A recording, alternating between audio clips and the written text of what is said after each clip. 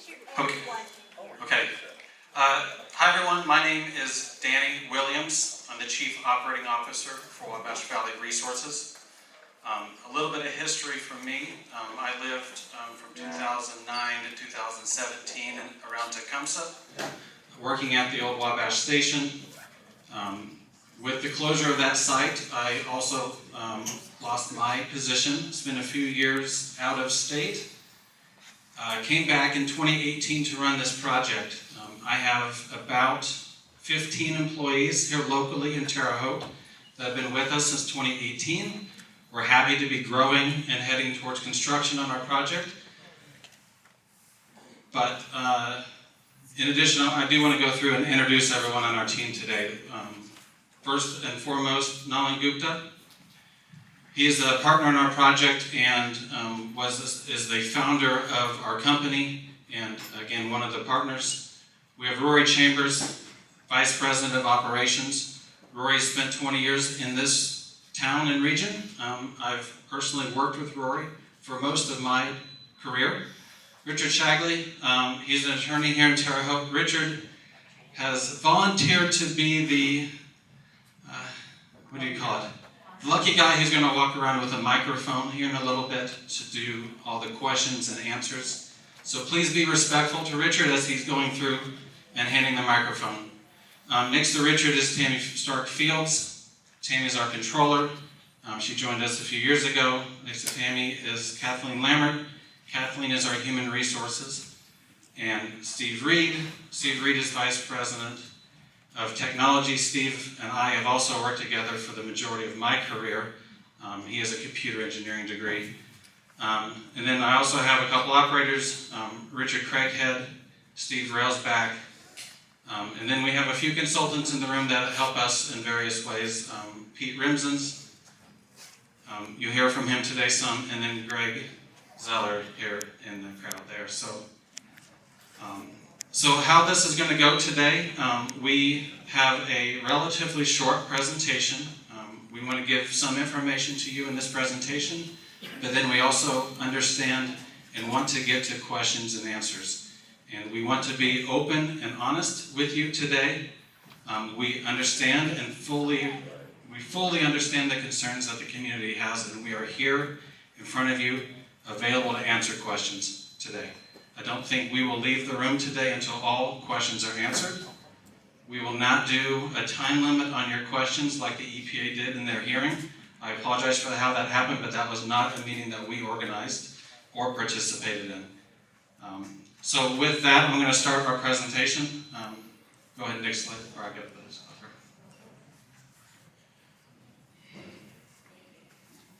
So the project that we are developing in West Terre Haute, Indiana, is we are taking the assets that we acquired from the former Duke Energy Wabash station. This is a gasification unit. We acquired the unit. We are modifying it with new equipment to capture the CO2 that would have otherwise been emitted in the air and has historically been emitted into the air at this site. We are capturing it, we are liquefying it, and then we are transporting it for permanent storage subsurface. In the production of syngas and the CO2, we produce hydrogen as the main product from the facility.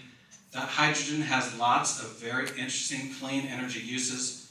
For this area and for our project's investment, ammonia is the clear best opportunity for us to produce at the site. That's a very important molecule for the farming community. That's a very important molecule for the Midwest. And not much of it is produced in the Midwest. So this is a very important investment into this community to bring locally produced, cleanly produced ammonia.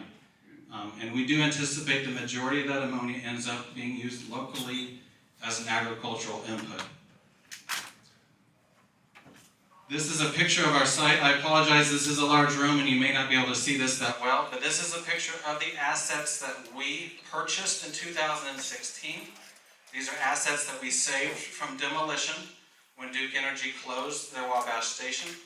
These are the assets that we are redeveloping, and we've spent the last 5 or 6 years designing the redevelopment of this site into a clean hydrogen energy center. This is, I guess I could point out, that the heart of the whole process is this gasification unit in the middle.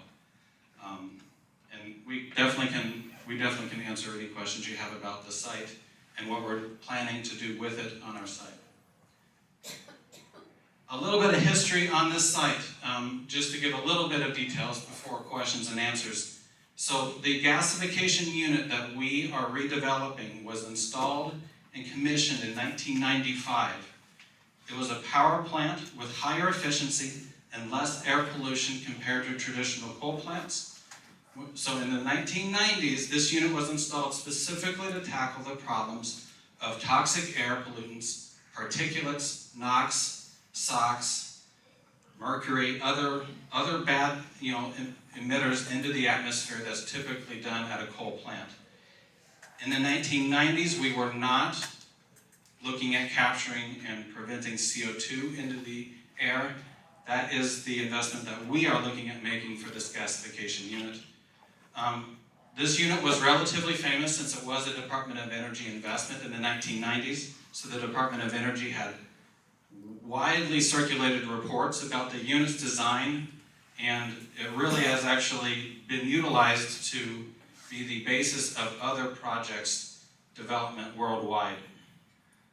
This unit operated successfully for over 20 years. I already did state that this unit was slated for demolition in 2016. Our company stepped in, acquired the asset, and has been continuously developing since then our project, Clean Hydrogen, Clean Ammonia. With that, I'm going to introduce you to Nalan Gupta again. Nalan is here to talk a little bit about the underground injection program with the EPA.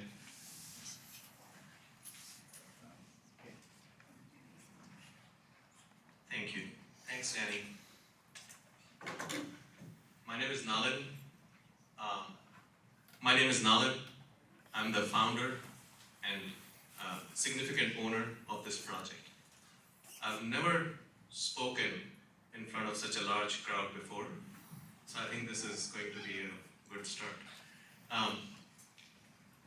Prior to 2016, I used to live in New York, and I worked for a bank where I would finance energy infrastructure projects. That included fossil energy projects, coal, natural gas, oil, wind, solar, any and all kind of energy. During that process of 8 years, I was a part of the team that must have deployed over $85 billion in energy project finance across the United States. During that time, I learned that because of the change that is coming, and that change we may like or dislike, but a change that is coming is that fossil energy is being attacked by several organizations and political groups. Sorry. Democrats. Big money. Special interest. Don't beat that land wall here, please. So, all that attack, I felt, was leading us into a world where fossil energy was being demonized as bad for us, or as pollutant that would harm our future or our kids. But it hasn't for the last 200 years. So I started these conversations with technical folks as to what can we do to make sure that our fossil energy future, what can we do to make sure that our fossil energy future is intact, it remains intact, and how can we progress from here, but also make sure that we have a role to play in the future energy infrastructure and energy policy of this country. If we do not change, we do not have a future as fossil energy in this country.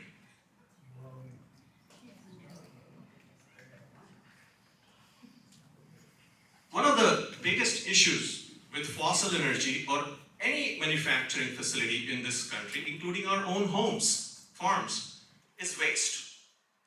waste has to be disposed of in one or the other manner. Either we recycle them, and we are working, everybody's working on trying to recycle it. We dispose of waste in myriad of ways. Sometimes we let it go in the air, sometimes we do landfills, sometimes we bury it underground. But waste is generated by all of us, including our industries, in huge quantities, including our municipalities. This project has to dispose of its waste. For the last 20 years, that waste has been emitted in the air. Federal government will not allow, in the future, going forward, for carbon dioxide emissions. A little bit of history about the regulatory authority. As a part of waste disposal, United States Congress felt that we as humans and citizens are disposing waste in an uncontrolled manner. The first underground injection well activity in this country happened in 1917. There were no regulations, so they formed EPA, and EPA implemented something called Federal Safe Drinking Water Act in 1974. It is estimated that about 24 billion barrels, or 1.2 trillion gallons of waste is generated each year in the United States by the oil and gas and fossil energy industry. And about 91.5% of that is injected in the ground. So that equates to almost 2.5 billion gallons of fluids, waste fluids, injected in the ground every day in this country under the statutory guidance of Federal Safe Drinking Water Act. There are, in majority, there are 5 types of wells in this country, totaling up to 850,000 injection wells. These wells have been operating for the last 50 years across the entire United States. In Indiana, we have 18,000 injection wells. In Illinois, we have 42,000 injection wells under the Underground Injection Control Program.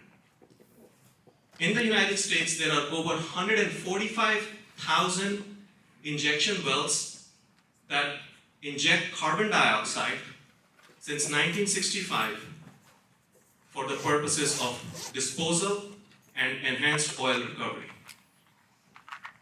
I can share this slide back with you all. Kathleen will share it with Tammy, and you all can have access to it. I will also put references to the data, so you can see this data where it is. That chart shows the number of injection wells in each state. Texas has over 100,000. This is the map of every single injection well, natural gas storage well in this country. It's a simple map that you can look up yourself on the Google. You will see that Illinois area, very close to them, has a lot of blue circles, and I'll explain to you why that is the case. But in all these places, gas is stored underground for the last several years. If we zoom in, this is Terre Haute, and all these green circles are injection wells and storage wells in our neighborhood that exist today. Gas. Yes, What kind of gas? natural gas. Yeah, not carbon dioxide. Right. Thank you. No, it is true that the map is all these wells, only class 2 wells inject carbon dioxide. So the 145,000 active and idle CO2 wells, only very few of that, I will have to find out which one here inject carbon dioxide. There are some, but majority of this is natural gas storage. That's right. So why would they do that? So why are you talking about natural gas? Because we are talking about underground injection control program and how we want to use natural gas storage technology to store carbon dioxide.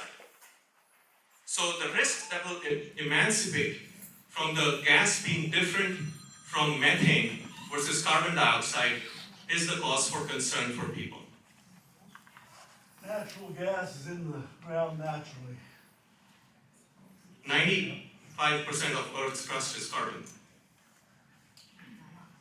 But it's burned off in the crust though. When we take out oil and gas, when we take out oil and gas, we are pulling out carbon dioxide. Doesn't all the green stuff live on carbon dioxide? Yes, thank you. Sorry, what did you say? Everything that's green on this earth lives off of carbon dioxide. Yes, that's right. Well, what, you're collecting that to protect us? You know, I think you're right. I would agree the fact that we should just emit carbon dioxide. They're making it. But it is, pardon me?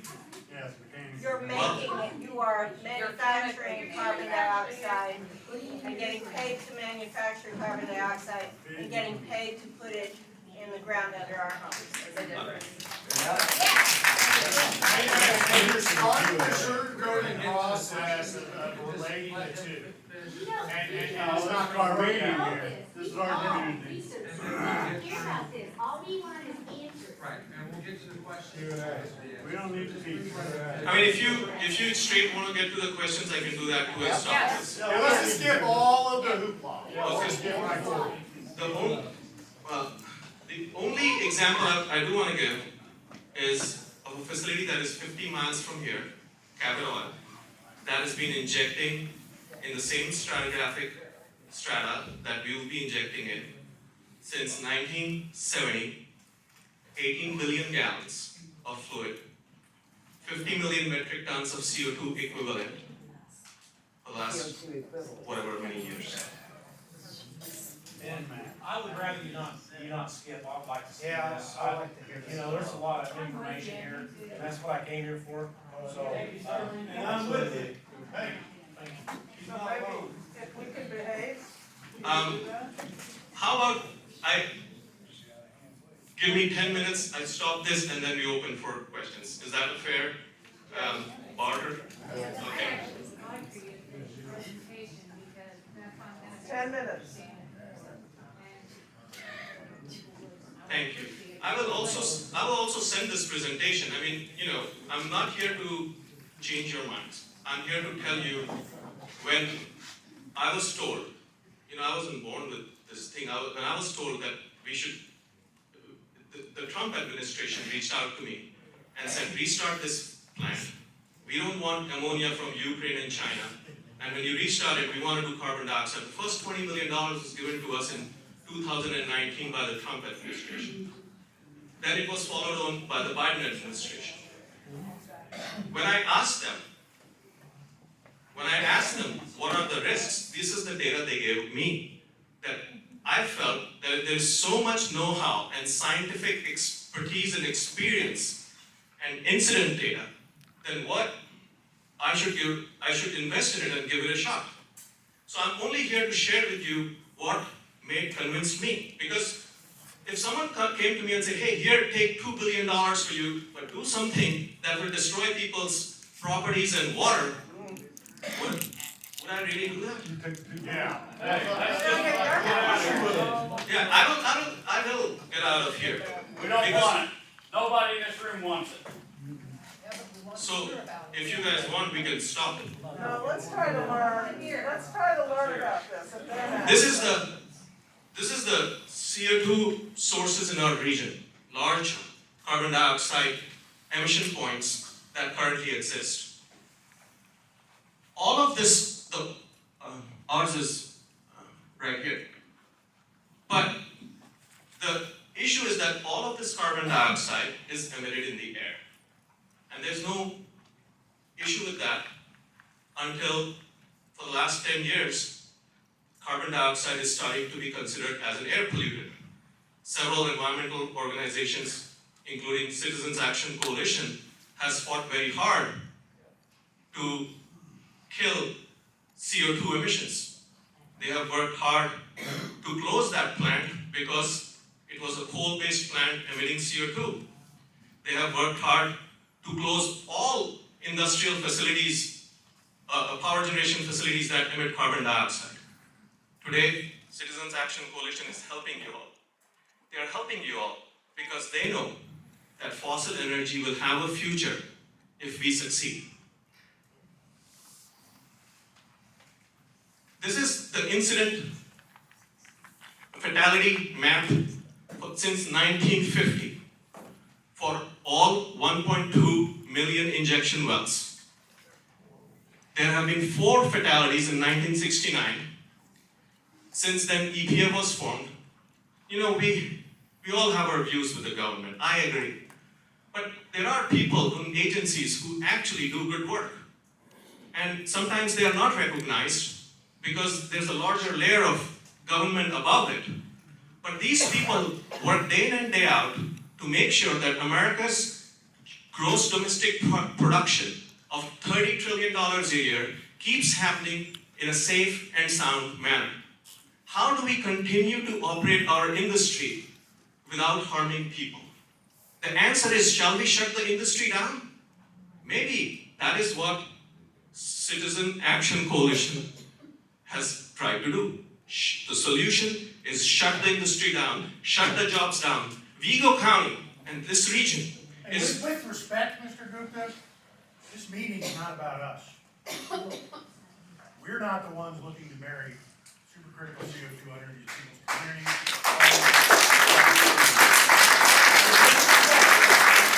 If we're going to continue to talk about us, we should have an opportunity to respond. This meeting is about you and what you and your company want to do to this community, not us. There you go, bud. I think that's a good point. And with respect, this is my meeting. I will talk what I like, and I will give the opportunity to talk to you as well. So with respect, next time, please raise your hand.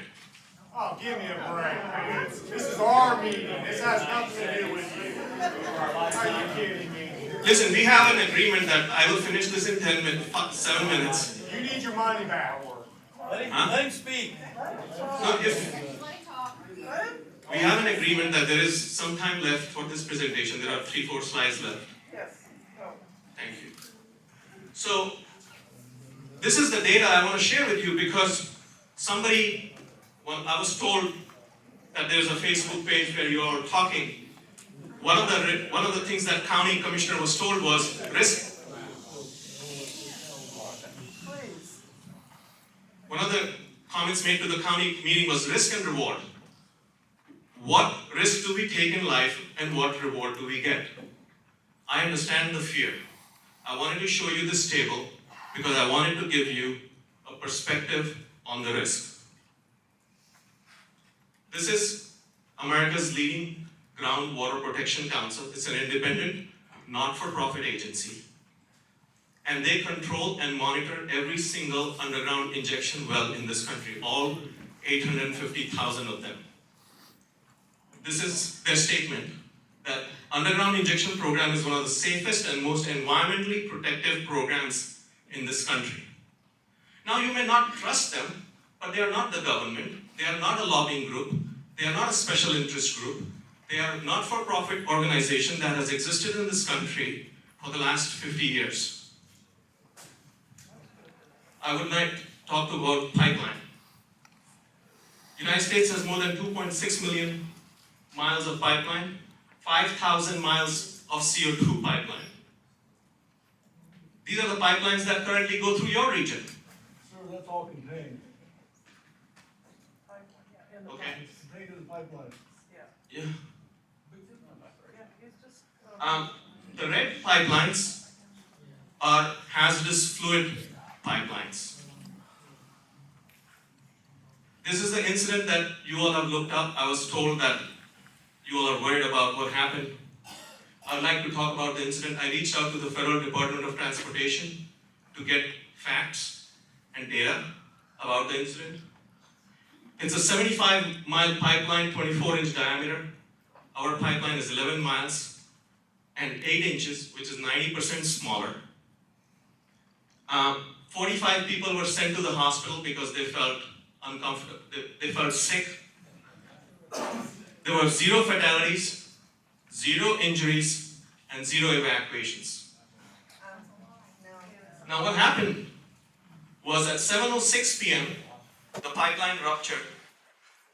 I will actually pause here and I will have our safety and control systems person explain how the pipeline safety system would work. Got 4 minutes.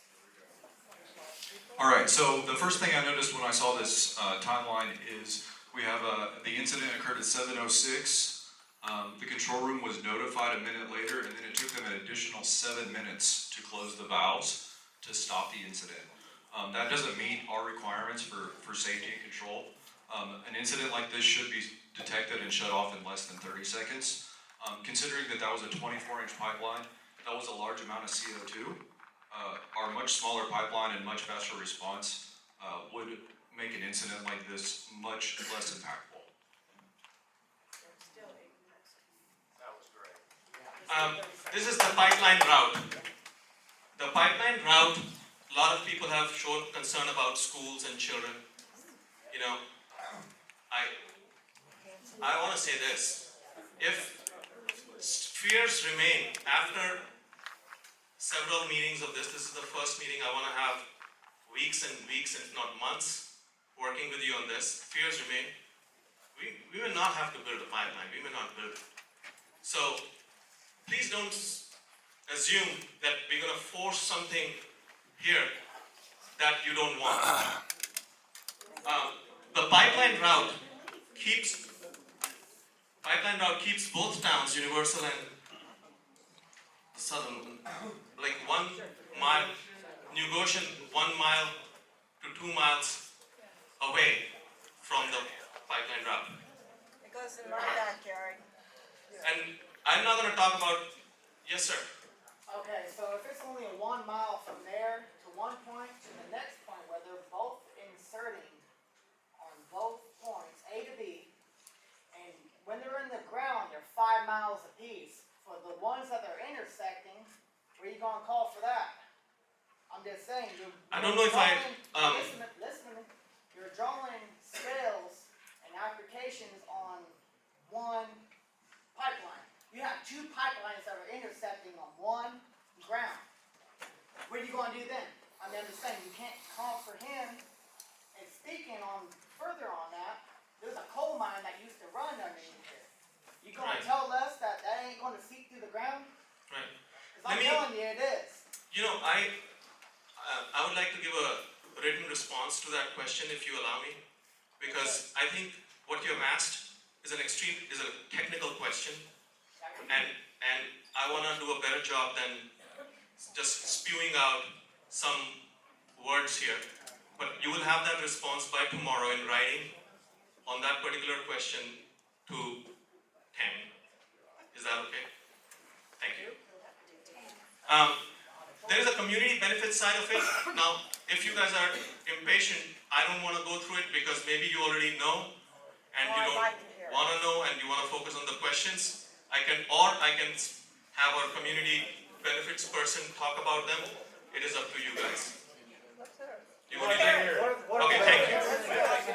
Okay, great. That's it. Thank you, Nala. My name is Pete Remsons. Essentially, when this whole project, Closer to the mic. all right, when this project was conceived, the idea was that you could take pet coke, which is a waste product from fossil fuels, and put it through a chemical process. So the only thing that you're really producing is CO2 and hydrogen when that goes to ammonia. But right now, that waste is put in low-income communities to environmentally safe way to get rid of it and produce energy from it, ammonia from it, and then make it so it's low carbon. All right. Environmental justice. I just said that it's low income areas, so I'm just trying to get through this quick. But essentially, this is an opportunity to take an asset and create a whole bunch of jobs, including 500 construction jobs, 100 plus jobs at the facility, pay over $129,000 on average. Just let him finish, he's almost done. Yeah. I'm a consultant to community benefits work for the Wabash Valley Resources. So the idea is to give the community, which has lost jobs because they're closing the coal mines, they're closing the Duke Energy, and bring more opportunity. And if this is successful, we would see the plant growing. Can you go back, please? I apologize for taking this. This region is demographically an older society because manufacturing jobs are being shut down because of myriad of things, including environmental things. This plant has created several jobs that were lost and is going to continue to, with an average salary of close to $125,000. When Department of Labor runs the model of what the direct or indirect impact of each job is in the community is 1:8 for this type of job. That means you will have 1,100 close to jobs that will give you an average salary of $125,000. I just wanted to put it out there as a Yeah, and those are going to be union jobs too. There's 500 union construction jobs. The Wabash Valley Resources is committed to using the National Maintenance Agreement, which is a national collective bargaining agreement. And then also there'll be the use of an apprenticeship readiness program to get folks interested in the building trades into the workforce. We all know there's a lot of money coming for infrastructure over the next 10 to 15 years. This is an opportunity. Right now, the building trades is 4% women. This is an opportunity to get a lot of women into the building trades and make it a decent living. We're also looking to work with groups like the NAACP to try and get into high schools and tap into those career technical education programs and really give folks opportunities that they deserve. Thank you. Now it's Q&A. So why don't we start from the Sorry. Yeah, he has the microphone. Why don't we just start from back to front? I think people who are standing are working harder, so they should get a chance. Why do you build the plant and then come to us for permission? We haven't built the plant. You're not working on building that plant? We are working on building the plant, but we have not built the plant. This is a part of the process. We have a 4-year construction process. I want to answer this question because I think that's the right question. It seems a little disingenuous of us to come here once all the plans are put in place.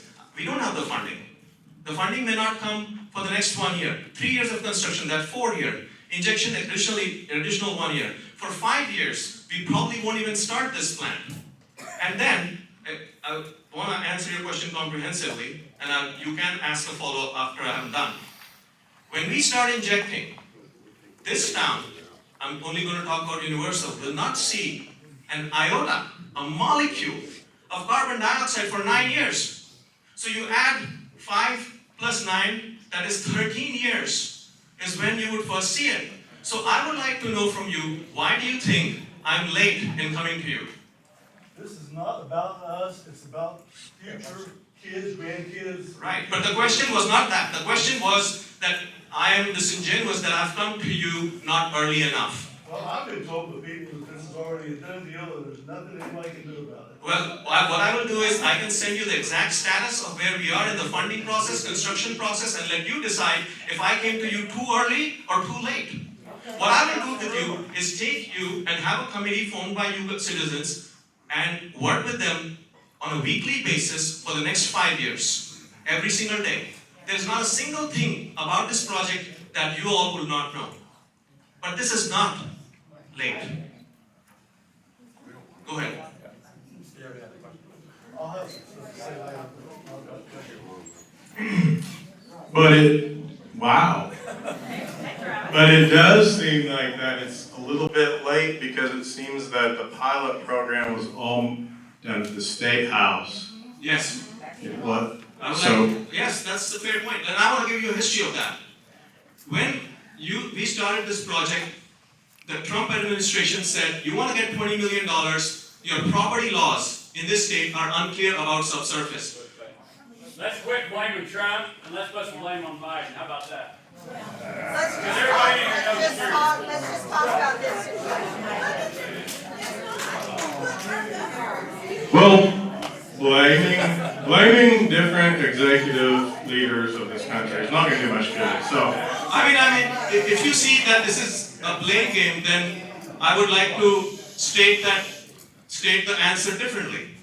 Because the purpose is to give you, because that your question has a historical context. If I don't answer with historical facts, then it is difficult for me to give you the truth. Okay, so I have a No, but I want to answer the question. You haven't allowed me to answer the question. The question is, why did we do it in 2019?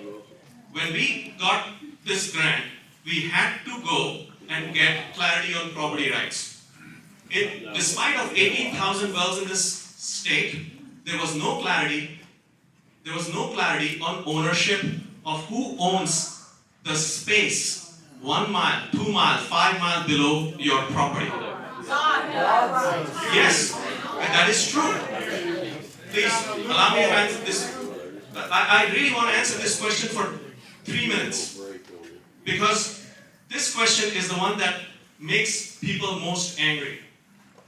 The question is, you are saying, yeah, you own your mineral rights. But once you sell that mineral rights, the question becomes, did the surface property owner also sold the storage rights?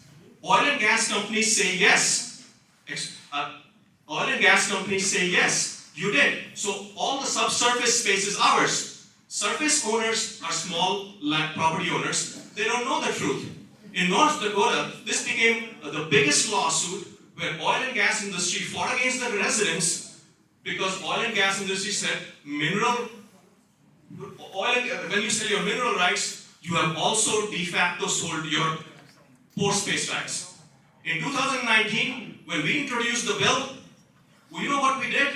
We made sure that there is clarity in the law that we don't have to deal with an oil and gas company. I can easily do that because that's one company here, that is Peabody. So it's super easy for me versus dealing with a lot of people. It is now codified in Indiana law that you, as surface owner, owns the storage rights and you did not sell your storage rights away when you sold your mineral rights. What is bad about that? What is bad about the pilot program was done at the State House and it wasn't done locally, so that's what all these people are upset about. There was no community outreach. I apologize. Same here, I hear that. But explain to me, does your county commissioner make laws? Where do I go to make laws? The county commissioners fell for it. The laws for property rights in this state are made at the State House. What is my mistake there? What did I do so wrong that I have to be treated like this, that I have done something bad? Come on. You said if we didn't want it, you would turn around and leave. That's what you said earlier. Right? You wasn't forcing it on us. You wasn't saying, we don't feel safe for our property, for our wells, for our kids. Okay? Yes, I get it. We don't want it, so turn around And and we will leave. not do it. Excuse me, Right. excuse me. You just said. I'd like to say something real quick. We didn't schedule this meeting. I started the group, Concerned Citizens Against Wabash Valley Resources. I started that. Okay, my wife reached out. She set up this meeting. We didn't set this up for a bitch session. We set it up for educational. And if everybody could just act like a civil human being, that would be greatly appreciated. Because right now, I just want to take that group and dissolve it because this is just, Then dissolve it. yeah, We're I here to will. speak our minds, Hey, not to listen to speak what your they mind. say. I scheduled I this haven't heard meeting, anything leave. you have to say. No. That gives No, me any I think, information that makes me feel Richard, better. no, please, stay here. I want you to stay I'm here. gonna stay here. Give me some info that makes me feel better. Okay, about it. Richard, please give the microphone to him. You will have the microphone, and why don't you make your statement? Thank you. My name's Matt. Hi, Matt. Matt. What's your name? Sorry, my name is Nalin. Can you give me some information that makes all of us in this room feel better about this? If there's I'm trying and obviously I'm failing. So I would like to ask you one question. Can you tell me what specific concern you have. Is it the blow up? Like, I understand that when something goes wrong, it will go terribly wrong. I get that fear. But something has to trigger that incident. What data have I not shown you that what do you feel can happen that will trigger an incident or an accident? And I will work with you. Earthquake that we had yesterday in this area. Okay, so of all the, you say, oh, these, you are showing me natural gas wells, right? You are. Excuse me, can I interrupt you? I'm not gonna sit on here and argue with you all night like you want me to do. Okay? It's not gonna happen. Nobody in this room wants this to happen. You said you would turn around and go back. That's what we're asking you, turn around and go back. We don't want it. Okay. We are not asking Okay, him to I turn can- around and Okay, go this back. is our land. We wanna hear what he has to say. Okay. Just because you don't. No, I do wanna hear. I do wanna hear. Shut up. Hi, everybody. I'm Roy Chambers, VP Operations. I am the one that led and coordinated all the efforts to get all the technical data screwed together that was submitted to the EPA as far as the injection wells, design, construction, all the data gathering. I can answer all your questions around the process, how we gathered the data, how we designed the wells, how I got to the point that I personally feel comfortable with this. I live here, I have family here. You don't have to believe me because you don't know me, but I would not do something I thought was going to endanger this community. Once again, you don't know who I am. I don't expect you to trust me. I understand. I don't want to just sit up here and drone about technical things because I'm sure it'll bore you to tears. I'm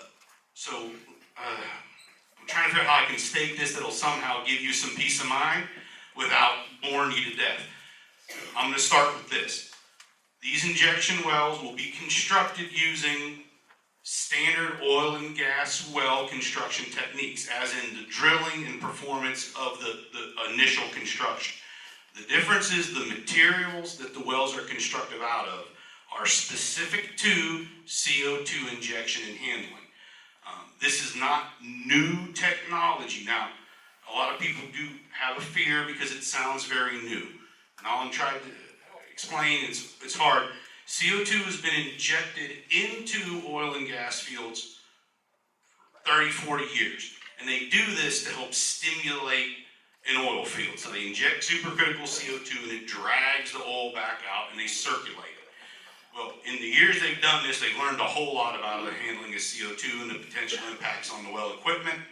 So in that course of time, they've identified the proper materials and techniques one needs to do to properly handle that material to ensure there is no mechanical integrity issues with these wells.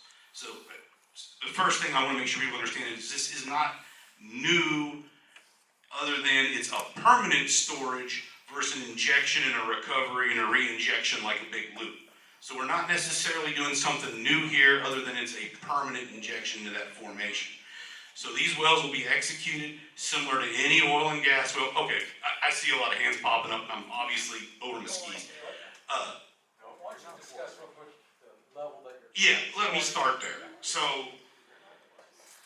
our targeted injection zone is 4,500 feet underground.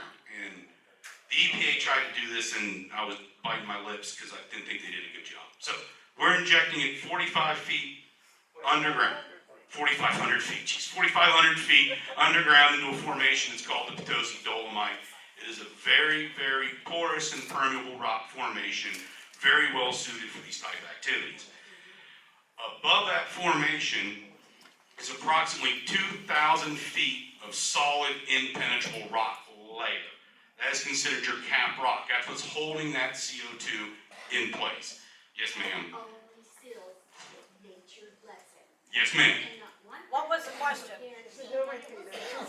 So part of when we did all the data collection and testing, so we had to drill a stratigraphic test well, we had to pull core samples, and all that information went to EPA that we collected. And I understand people question the quality because I'm the one that got the data, but we sent that out and we had to show evidence that that is an impermeable rock layer. They did all the testing. Now I understand people have concerns of earthquakes, and let me circle around back to it. mine shafts. Yes, now, yes, the area is 100% covered in mine shafts. We are fully aware of the mining activity. Please keep in mind that the mines here are no deeper than 500 feet, right? And there's no unknown mine that was 2,000. If anybody around here mined down to 2,000 feet, we would know about it. So a 500-foot deep mine is still 1,500 feet from the top of that confining layer. And I fully understand everybody's concerned about mines, but the distance from that mine to that confining layer is part of that protection. So I'm 4,500 feet, approximately 2,000 feet of ceiling. The edict from the EPA is I have to prove without a shadow of a doubt that that CO2 does not leave that 2,000 foot mark. That's what we have to prove. And we have to monitor directly on top of that point with a monitoring well to show nothing is occurring in that area. Continuous monitoring, we'll have continuous feedback to the control room, all fiber optic pull. That's part of this execution. Please go ahead. And I know I'm really stepping out of your mouth. I just want to add one more thing. You had rightly pointed out that the well data I showed you is natural gas and not carbon dioxide.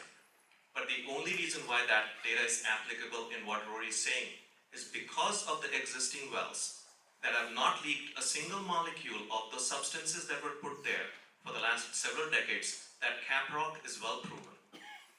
If there's an earthquake, it'll break. Yes. If there's an earthquake, it may break. It will have to be the most catastrophic earthquake that we have experienced on a region. And if that happens, I would like to say if that happens, every single well in this area is going to have that particular issue. My point being that the data I showed you has a reason why I showed you. Not because I was trying to show you that methane is same as carbon dioxide. Okay, I have the microphone. Can I speak, please? Yes, please. Please go My ahead. name is Betsy Roberts. This is my husband Philip. This is my son Easton. We physically live closer to this well than anyone in this room, the Vigo County well. Okay? I want to know, first of all, is there anyone from the EPA, a representative here this evening? No, ma'am. Why? The EPA, this is a rule thing. So at the EPA meeting, we were specifically told we were not allowed to speak. It was an EPA meeting. They would not be engaged in a meeting like this. You provided the EPA all of their information. Yes, ma'am. Okay, and Mr. Gupta, you stated that we're saying that you're late with this information. I got a letter from the EPA maybe a month ago. I've received no notification from your company. Yes, and I want to tell you why. No, sir, please, no, Let her speak, man. My understanding is that if this passes the EPA regulation on Monday, we're all screwed. There's nothing we can do about it due to eminent domain. So you're late, buddy. You're so late in letting us know. And another thing, I didn't notice a single citation in the information that you provided. That's basic 101, college English 101. So what is wrong with you? I'm gonna back up what he said. Not a single person here is gonna stand for this. I will send this presentation to you with all the citations by tomorrow. And to your point, EP has not given us the permit. It's gonna, the green light for you to do what you're doing is gonna be given on Monday, August 21st. We informed And EP. you're having your meeting on the 22nd. You did that on purpose. You know exactly what you did. Okay, I wanna tell you how EPA even got your addresses. We gave it to them. And I haven't, because we wanted to send out a letter notification. We told EPA. I own a business. I know how to get in touch with people I want to get in touch with. You didn't do your job. Shady. No, it's not whether we don't, we were asked by EPA to give your data to them. I can't change that. It is not in my power to, It's that not when the your power to agencies, contact me and tell me you're gonna ruin the value of my land, my future? Are you kidding me? I'm not stupid. You think we're all stupid. You think you're smarter than us. You're not. You don't know what you're going up against, sir. Exactly. We're in a small town. I don't think I'm smarter than you guys. Oh, yes, you do. Yes, you do. That's why you started with this state and all this legislation. You put money into all of the politicians' pockets that you needed to put it into. We've done our research. We know. Move on to the next question, please. I've got a question. Sure, go ahead. In your data, it says that this is a theory that it's going to stay in the ground. No, it is not a theory. That's what your data says. Yeah, it's Bill's land. Let him speak. Yeah, this is a gentleman where one of the wells is located at, so I think it's a. Yeah, You guys started off wrong on this, because there was a big explosion when it first started of the plant. I talked about that before, killed 2 of my friends. And you people are so sneaky, you don't even give everybody a letter to come out. And now you're trying to buy ground up north, and you're trying to buy ground down in Jasonville to do the same thing that you're doing to us. And I'll tell you one thing, like I said before, I'm the one that's got this held up, and I will do whatever it takes to keep you on my property. So, Bill, we talked for an hour in your driveway, and you told me you would not sell me your property, and I told you, I'm not gonna buy it. We're not trying to buy your property, put this well on. This well's not going on Bill's property. I got my own mineral rights. Yes, sir, I know, and we're not putting a well on your property. You're not going on my property. I know. That's all I'm saying is we're not putting on your property. We need to be out there in our neck of the woods. We're country people. We don't drink the water in Terre Haute they make out of the sewage plant. We got our own water. Yes. Y'all drink that water, then drink our water. What we live off of. Yeah, and nobody is taking our property. And I'll cover a big area. And I'm a veteran. I get a whole bunch of people involved in this if you want. Bill, everybody in this room has your back, buddy. I wanted to answer your question that says, you said the data says it's a theory. I want to make sure I answer this, but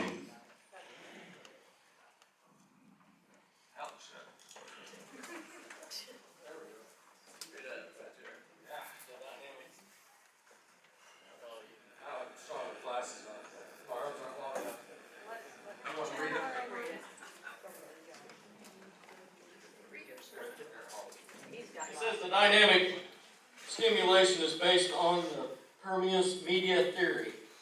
Oh, that's a scientific theory. So scientific theory is fact. No, right, because when you have a scientific theory, that's the same as a fact. So that when you talk about different calculations, they're called theories.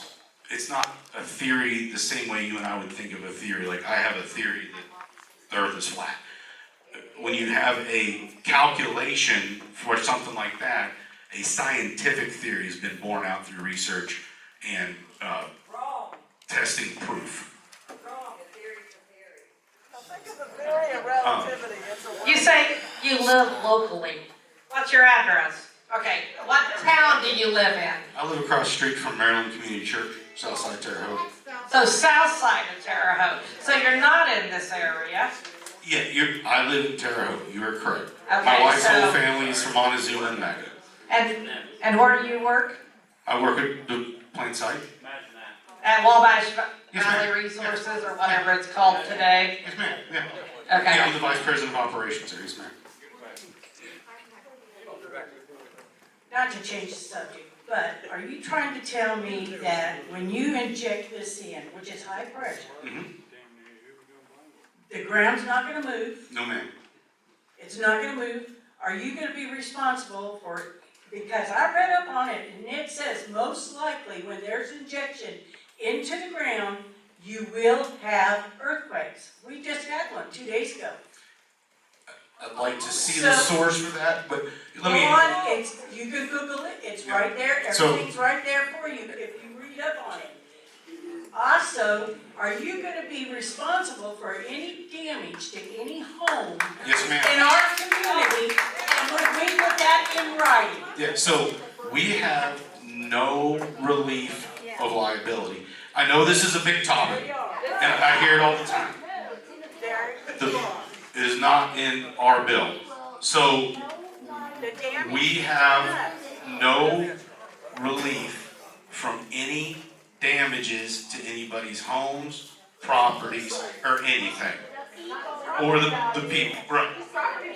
So, I know this is a very hot topic, but we have no relief on any liability. If there is damage to your home, we're liable for that. If there's damage to your property. The burden of proof lies with us, correct?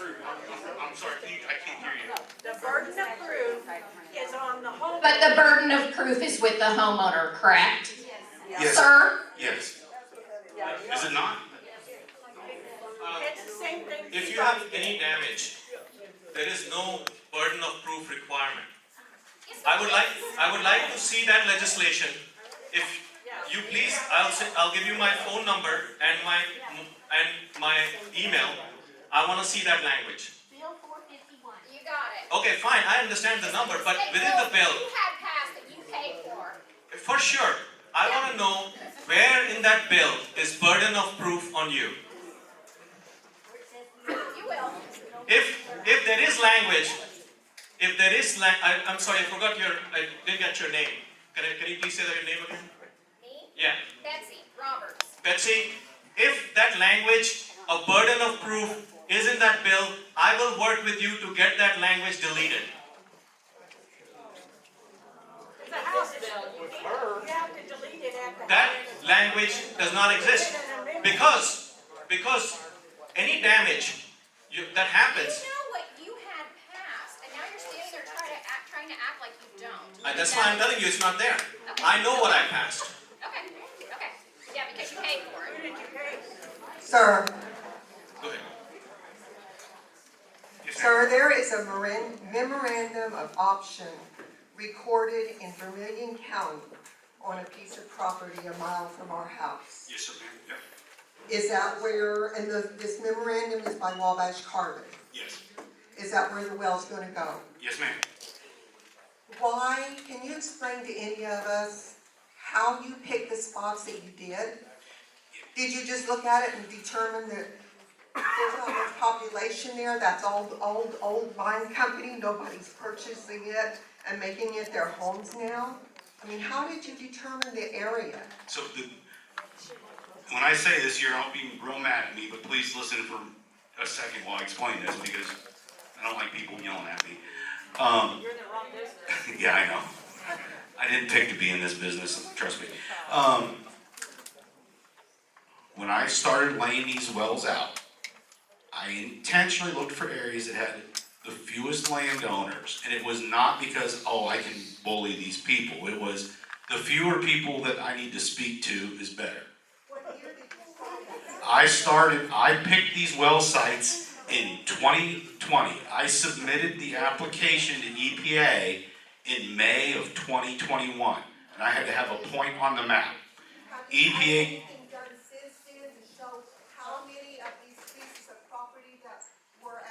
I'm sorry, Richard, can you hear the mic?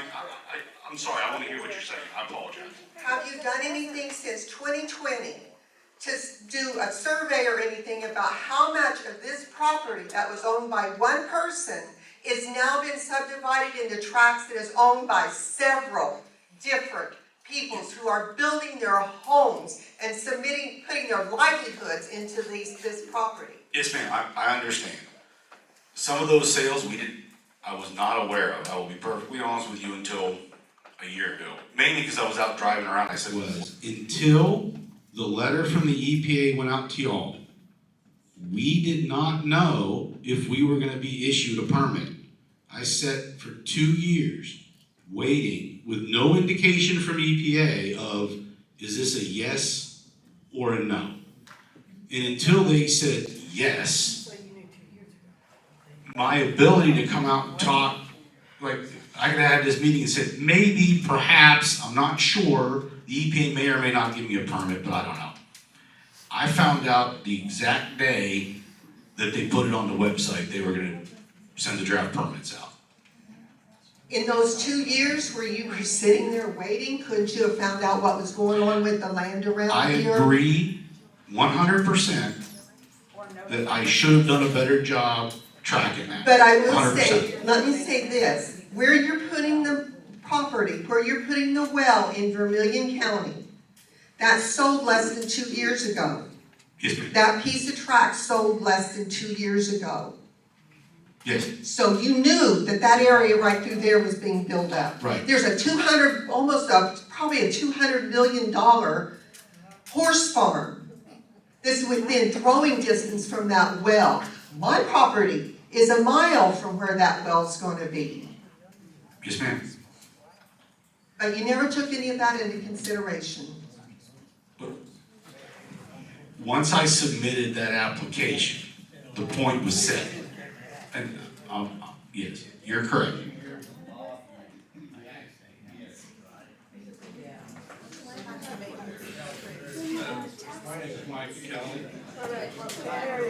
My name is Mike Kelly. Yes, sir. And I didn't see any maps except for where you want to put the wells and the surrounding deal.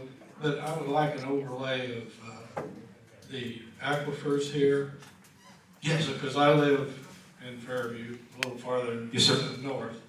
But that is, aquifers are Yes. almost as big as the Great Lakes, and it's the only fresh water we have in the mid-United States. Yes, sir.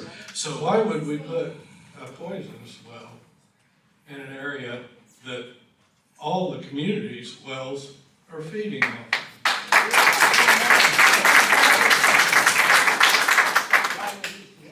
I'll answer in two parts. Once again, I know you don't have to believe in anything I'm telling you.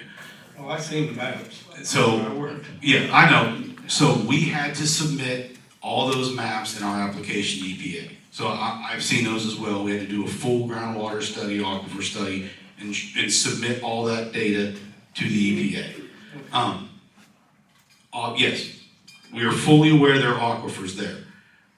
And once again, you all don't need to believe anything I'm telling you, but the entire purpose of the EPA's underground injection control program is to protect drinking water. And if the EPA thought... So it's gonna come awful close to these areas, within 10 miles of where I live, and there's two sets of wells, one's for the county. Yes, sir. One's for, well, three. One for Fairview, and there's one for Clinton, and also Paris's fell. And Universal... Dead completely. And Universal's primary intake wells are right over here on Roulette's Creek on the outside edge of town. But also Paris, Illinois. Yes, sir. Yeah, fully aware of all the major withdrawal wells. We had to map them. And all I can say, and I get it, you don't have to believe me and you don't have to believe EPA. I understand. I'm just trying to put out there what I had to do. Is the EPA looked at it and they said, we see that there is no risk to any drinking water.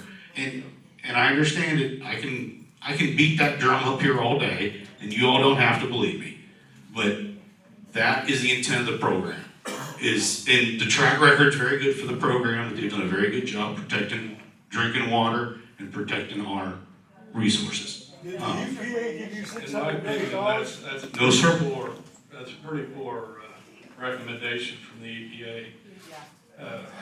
I don't know how to explain it, but if you put it up there with the groundwater there, or not groundwater, the aquifers, and I used the Corps of Engineers. I didn't use the EPA.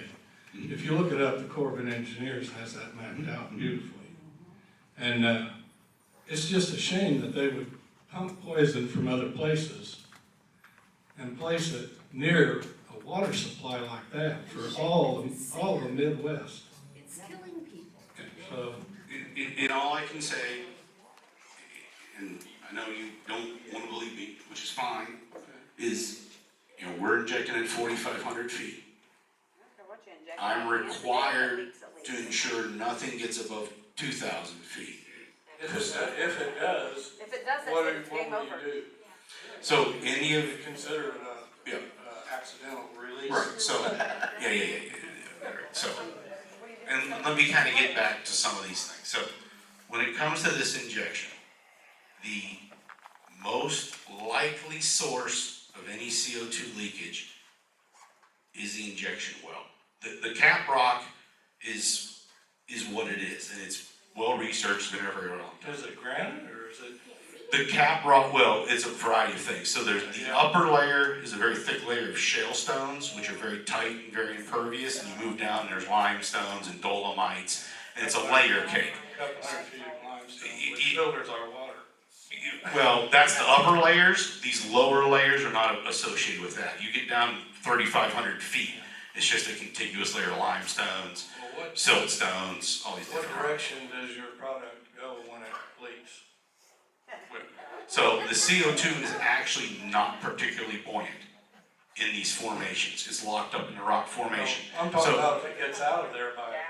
Right, or so one other thing, if there was leakage in the shell, yes, there is it would attempt to move upward, right? But the water system. Eventually. So what I'm required to do is to monitor on top of that primary seal at 2,000 feet. If there's any detection or indication of leakage, we have to shut the wells in and cease injection. Stop. One of the big benefits of this formation, as opposed to some other injection formations, is due to its high porosity and permeability, this does not generate a lot of back pressure. So you imagine this stuff like a sponge, and you're blowing into it with a straw. There's going to be some back pressure as you're doing that. But the instant you stop, the pressure goes away and the fluid wants to stay in the sponge. There's nothing pushing it out. So the instant I stop injection, the pressure falls. So if there is some leakage, there's not a driving force to push it out of that formation. This formation has a very, very low back pressure in it, which is actually very, very good because it means that the formational pressure stays very low, which means very low stress, very low risks into that rock structure. It's a very good formation for injectional purposes. It just seems to me that it'd be really more likely to not have a problem if you pump it somewhere that's not near a major water supply.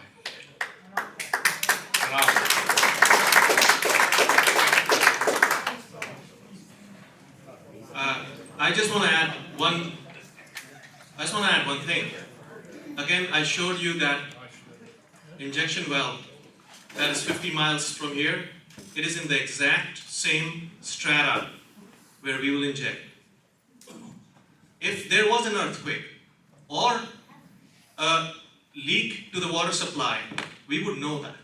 That hasn't happened in Illinois Basin for decades. So this is what gives us the comfort as well. Existing wells have not leaked, have not damaged drinking water. There is no reason for this well, which is designed to the same standards, to be different.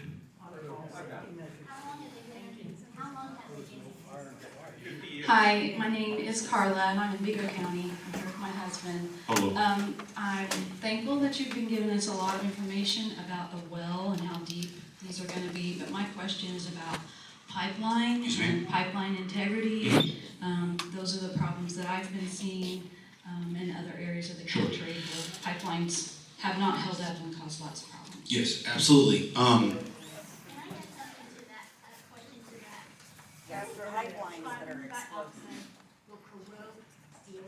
So, can I answer hers? And I will come back to yours because I know that's a big concern as well. Yep.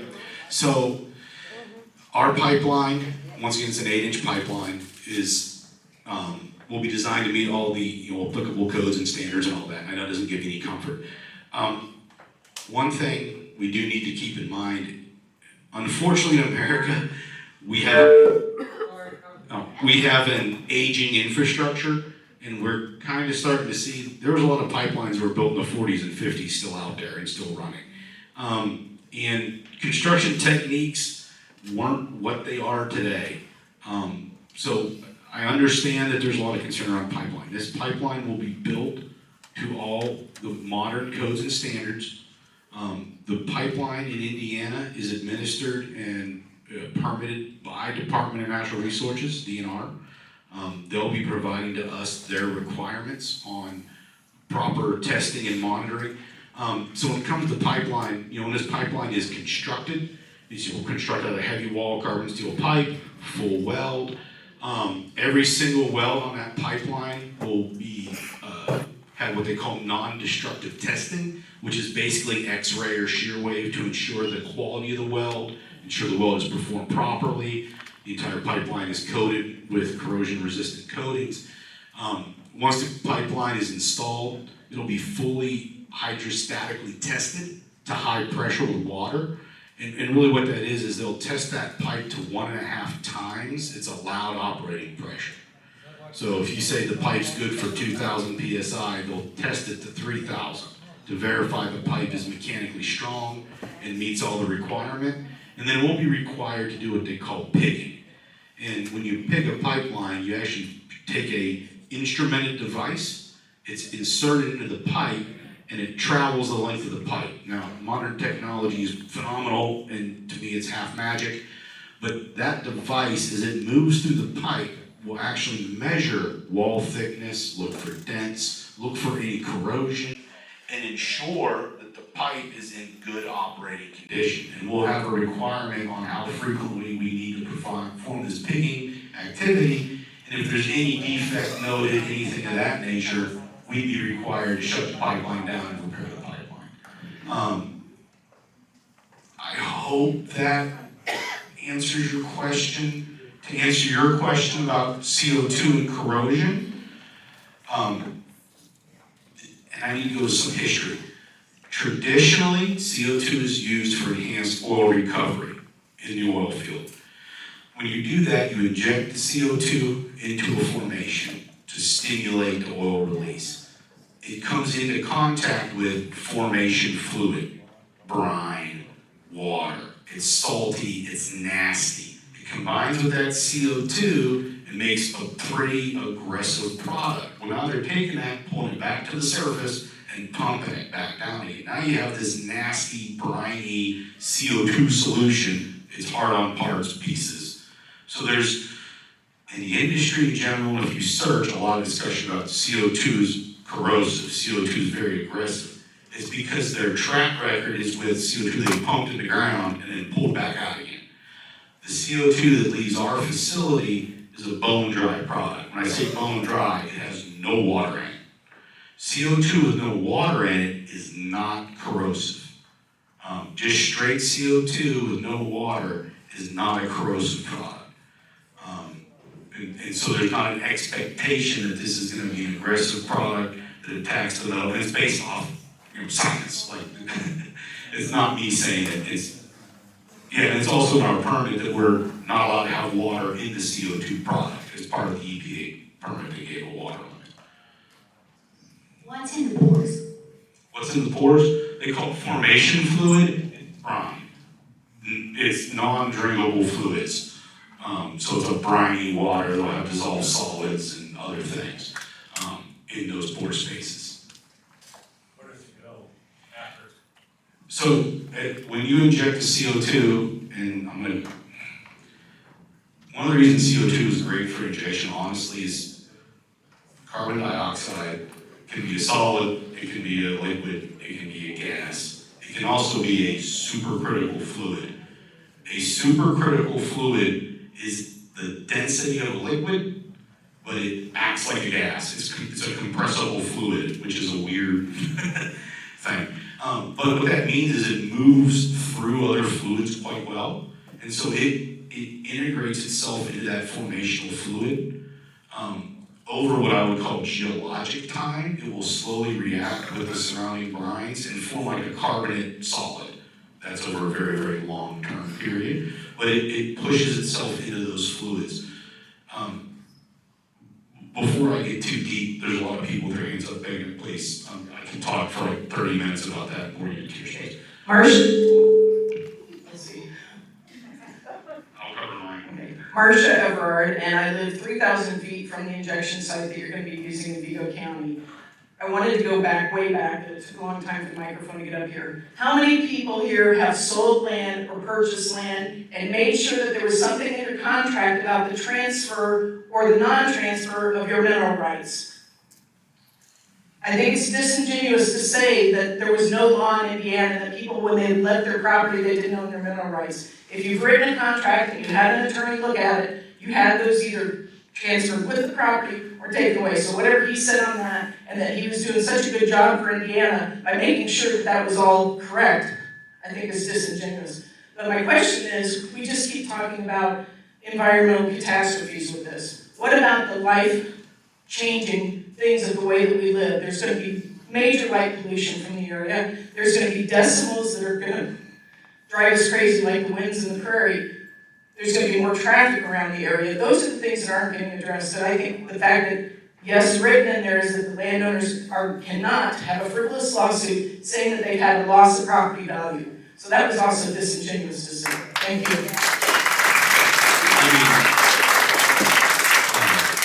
Answer your question about light pollution and noise pollution. So, and once again, I understand the concern. So, at the injection sites, there are no pumps, compressors, any of that type of equipment.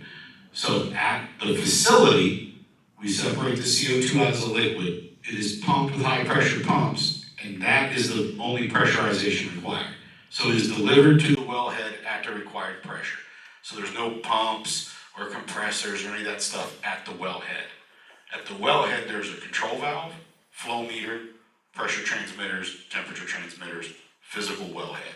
There'll be a small shed, I call it a shed, it'll be a little prefab building that the electrical equipment is inside of, and there'll be a dusk-to-dawn light and a camera so I can remotely monitor it. We're not having, it's not a giant industrial installation. I understand people's concerns about that. We are intentionally, Richard. Yeah, I can get a picture from like ADM. So the wellheads are 8 to 10 feet tall once they're installed, but there's not any pumps or compressors, minimal lighting, because I understand people don't want a light plant next to their house.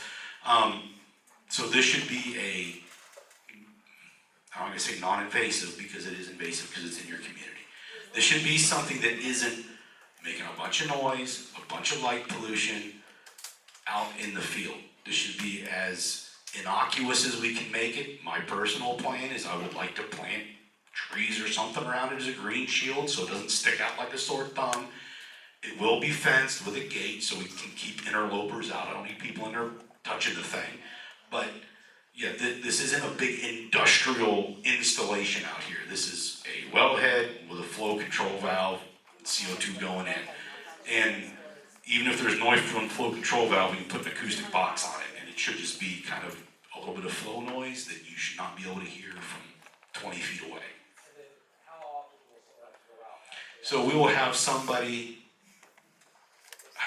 I'm an operations guy, so I like somebody to go look at equipment on a daily basis. It's not a requirement, but you're not gonna have, this isn't trucks delivering material.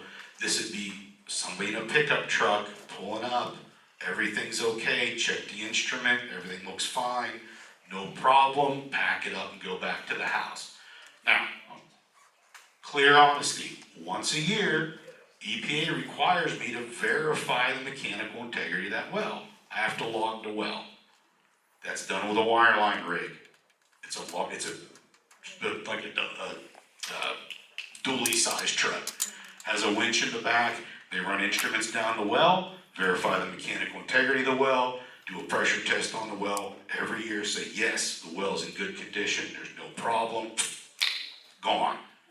Back to normal operation.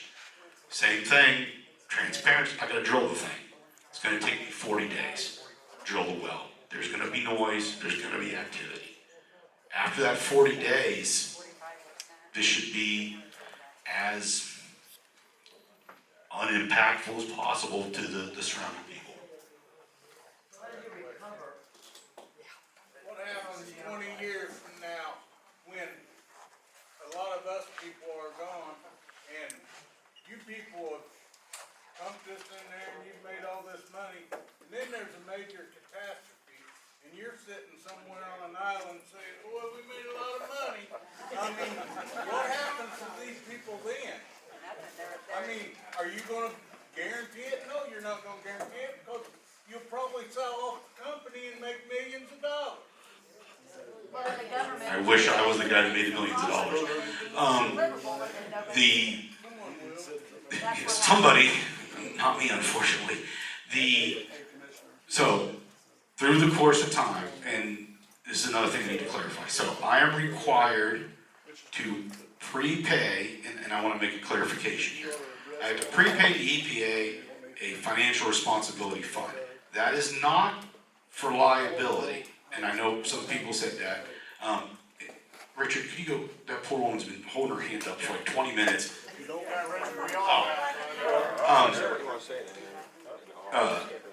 So we are required to prepay all the costs associated with the ongoing testing and monitoring of these wells, even after we stop the injection. We're required to prepay the cost to plug and abandon the well. Plug and abandon. And we have to continue monitoring the area until the EPA says, we are satisfied, this is safe. You are now released. But even after the EPA says, okay, you're done, we're closing the site, it could be 10 years, it could be 20, that's 100% up to the EPA, I don't get to make that decision. Even after that, we still own that liability. It's kind of like the cradle to grave with toxic waste. You're never not responsible for it. You're always responsible. Now, 30 years from now, yeah, I'll hopefully be retired. Hopefully I'm still alive. But yeah, the entity is responsible.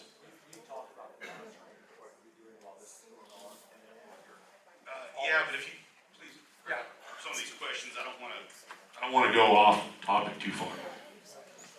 So you're being transparent, right? Yes? Yes, ma'am. You're driving through Vermilion County and you just happen to see this one parcel and say, that's where it's gonna be. Yes.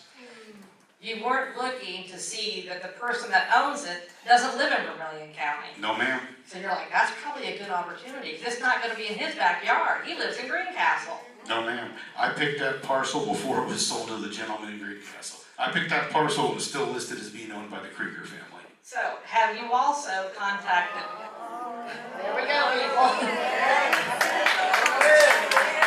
Bad idea to mention that. Sorry, I only found out about that, but I'm not, okay, whatever. So emergencies, have you spoken to Black Diamond? No. Hold on, have Yeah. you spoken to Universal? Have you spoken to Fayette School about emergency plans in case of an accident? I am told that has not happened. And you are correct. So, Okay, next question. Yep. How deep is this pipeline gonna be buried? So the pipeline is, the company I have picked, that if we have permission to eventually build the pipeline, and this is per the national standard, is 5-foot depth of cover to the top of the pipe. That's the requirement per the national standard. 5-foot depth of cover. Okay, so, that's obnoxious, but standards, and you and I both know what standards are. So, if this happens, the fire department, the town, the school, there are so many safety things that need to be put in place. We're talking high dollar. For love of God, Vermilion County just got rid of the VX gas in 2010. We don't want this. Okay.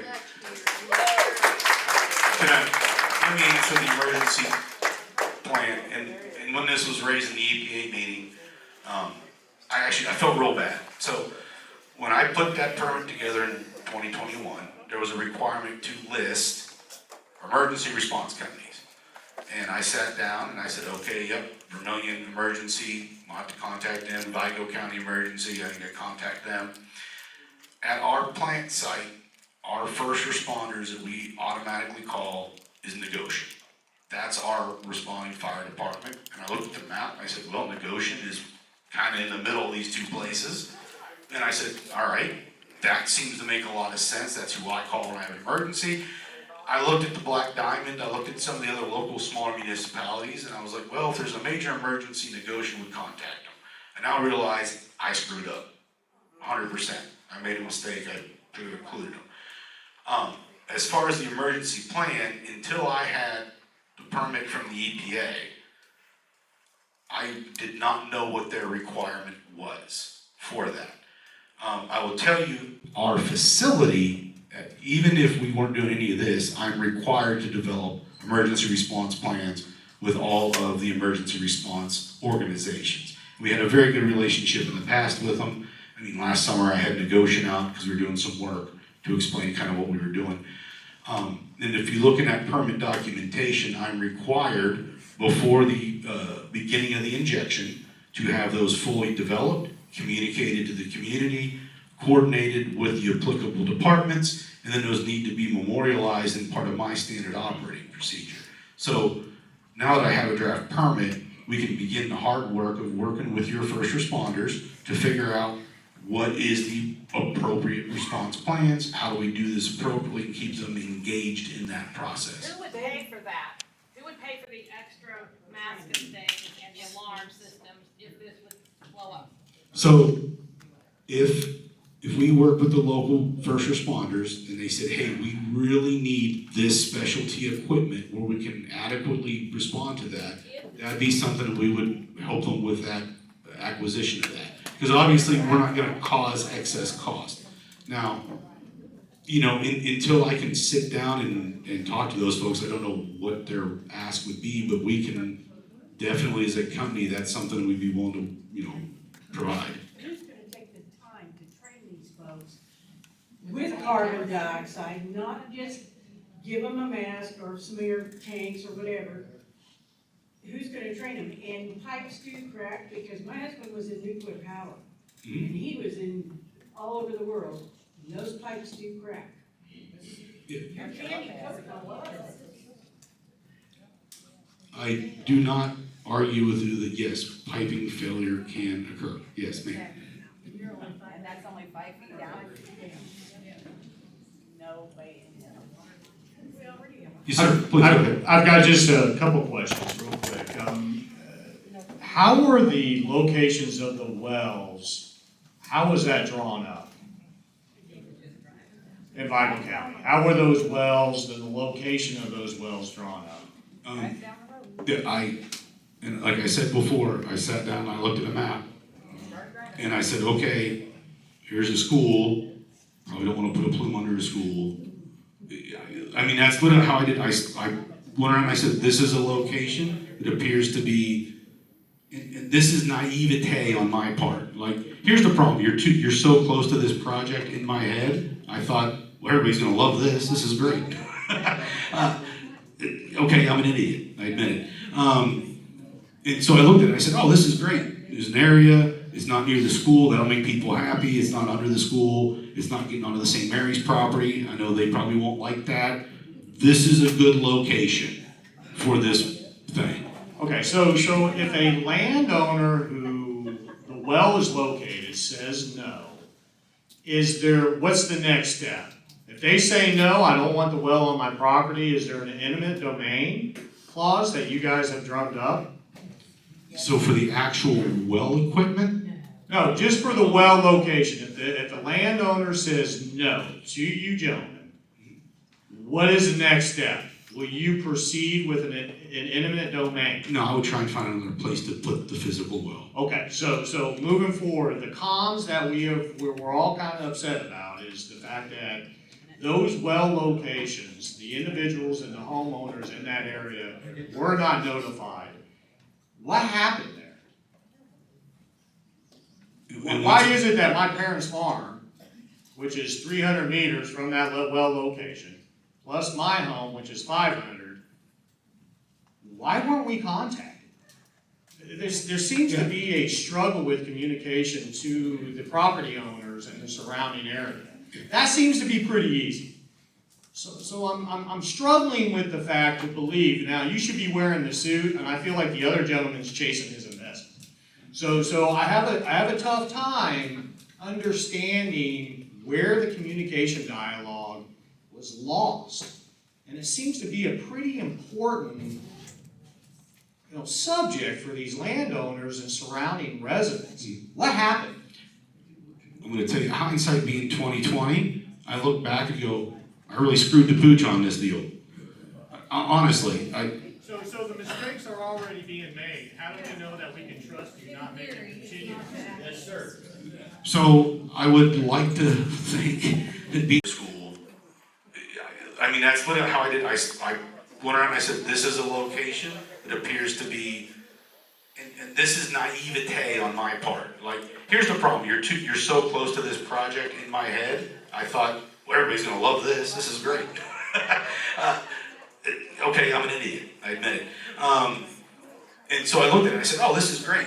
There's an area. It's not near the school. That'll make people happy. It's not under the school. It's not getting onto the St. Mary's property. I know they probably won't like that. This is a good location for this thing. Okay, so if a landowner who the well is located says no, what's the next step? If they say no, I don't want the well on my property, is there an eminent domain clause that you guys have drummed up? So for the actual well equipment?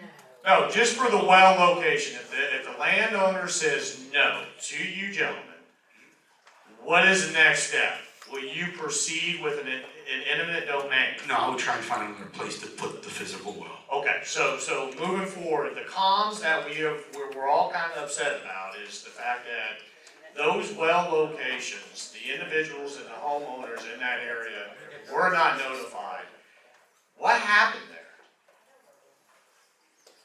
there? Why is it that my parents' farm, which is 300 meters from that well location, plus my home, which is 500,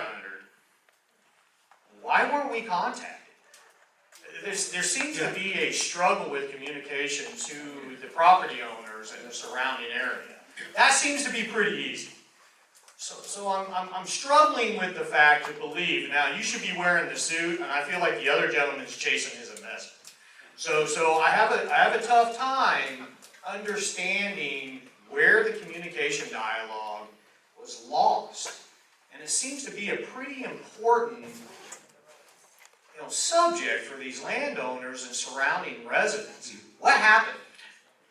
I'm going to tell you, hindsight being 2020, I look back and go, I really screwed the pooch on this deal. Honestly, So the mistakes are already being made. How do we know that we can trust you not make it continue? Yes, sir. So I would like to think that being here today goes somewhere to build some of that trust. Well, I think that's a chasing of investment. I think that we have quite a bit of money wrapped up into this gentleman. And I feel like at this point that you should be the brains of the subject. He's chasing his investors and investment in his money. I have a strong feeling that there was a purpose relationship with the communication dialogue with landowners. I have a tough time feeling that I can trust you guys because there seems to be a relationship with communication with the residents, especially well locations. It seems pretty clear as you've done your research and you were able to pinpoint and pick out these locations, you've done all your research. Why wasn't the Minor family contacted? Why wasn't the Roberts family, the two homes that are closest to these two wells, why weren't we contacted? My wife pulled up into the driveway 2 weeks ago and there was a gentleman standing there at my mailbox that gave us the information. Then Mr. Bill Wilson, who owns the land around us. Not from your company. Not from your company. This is somebody else, and I'm just having a tough time believing you gentlemen as you're chasing revenue and chasing investment. I appreciate the information you're giving us. I'm not here to draw in anything else other than the relationship that I think all of us have right now with the communication dialogue that was established, and you seem to be a very smart individual that has done some research, but you're also making some major mistakes. And with that, it's going to be tough for all of us to sit back and believe anything that you guys are saying. I don't believe in the EPA. I think the EPA and any government agency is flawed. It used to be and for us, but I have a tough time believing all of the information that you guys are delivering to us. And I have a really tough time really kind of understanding and believing you that You can't reach out to the individuals that were within the direct vicinity of the well and not contact us? I'm the easiest man on the planet Earth to contact. Everybody knows that I own a business here locally for 15 years. My family's been doing business in the Wabash Valley for over 100 years. I'm easily to get a hold of. So is my wife, who's very passionate. Mr. Bill Wilson owns the majority of the land around us. Why weren't we contacted? They contacted me, but I thought I had it under control. I made it real clear they wasn't putting it there. Okay, so in that respect, as we say no to this, are you boys going to move on to another location? No, we're moving down to Jason. I have a question. Well, He didn't answer that. I want to hear his answer. Could you please answer that, gentleman, and then I have questions also. Thank you. So, if we get to the point, and Nolan clearly stated, of that this is no longer executable, and there's, you know, a complete just no. You know, I don't know what other options we actually obviously have. Okay, so no eminent domain. Well, I have a question. So there is no relationship with eminent domain with landowners, is that correct? Okay, let me answer that question. Yes, we have the ability to exercise eminent domain for pipeline right away. There you are. We do. That would not be. Oh, correct. So, You do under the Constitution. You don't under Senate Bill 451. Sorry, could you repeat that question, sir, on the side? Yeah, she didn't hear you. So to clarify this gentleman's statements back here, Microphone, they keep skirting the issue. Hold on, Ben, we can hear you. Yeah, just to clarify this gentleman's questions back here, I feel like we keep skirting the issue.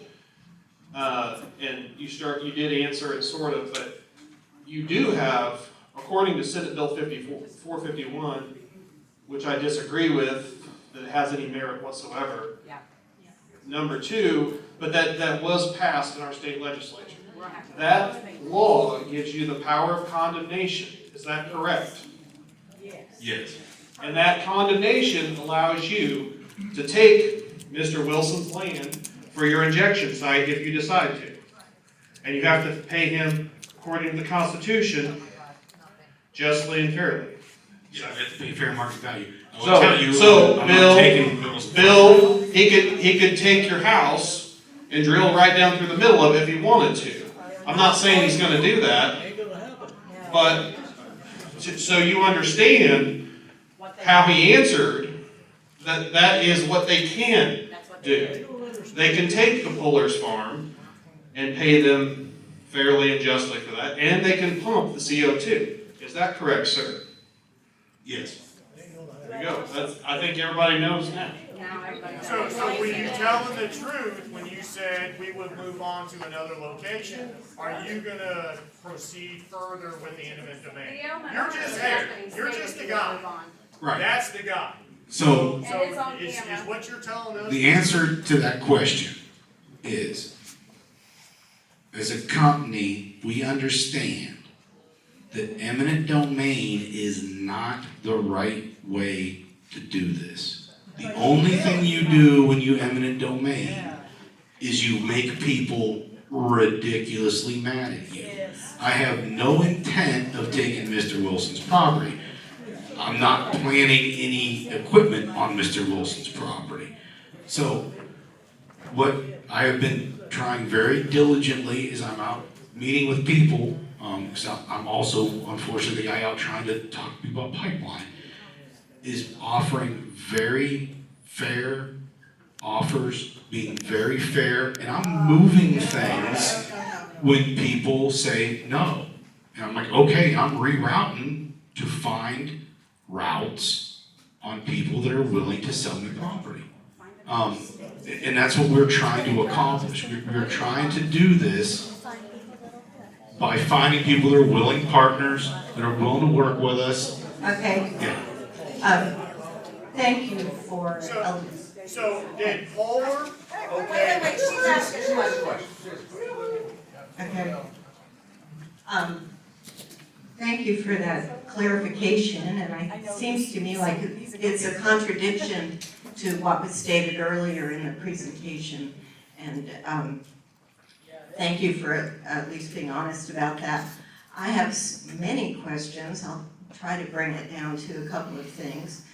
A, what makes the, what is the composition of the soil and the underground composition? Why is that materially different, or is it, from all of these other places where people live and where it's forested and beautiful? Why couldn't you solve a lot of problems? No pipeline, just pump it underneath your factory. And instead of running it out here and disturbing all of these people, destroying our property value and our quality of life. Yes. Okay. And B, I just heard one mention of the CO2 plume that you, by your own admission, will exist within a 2-mile radius around each wellhead, wellhead, above and below ground. Only below. The document that came out said above and below ground.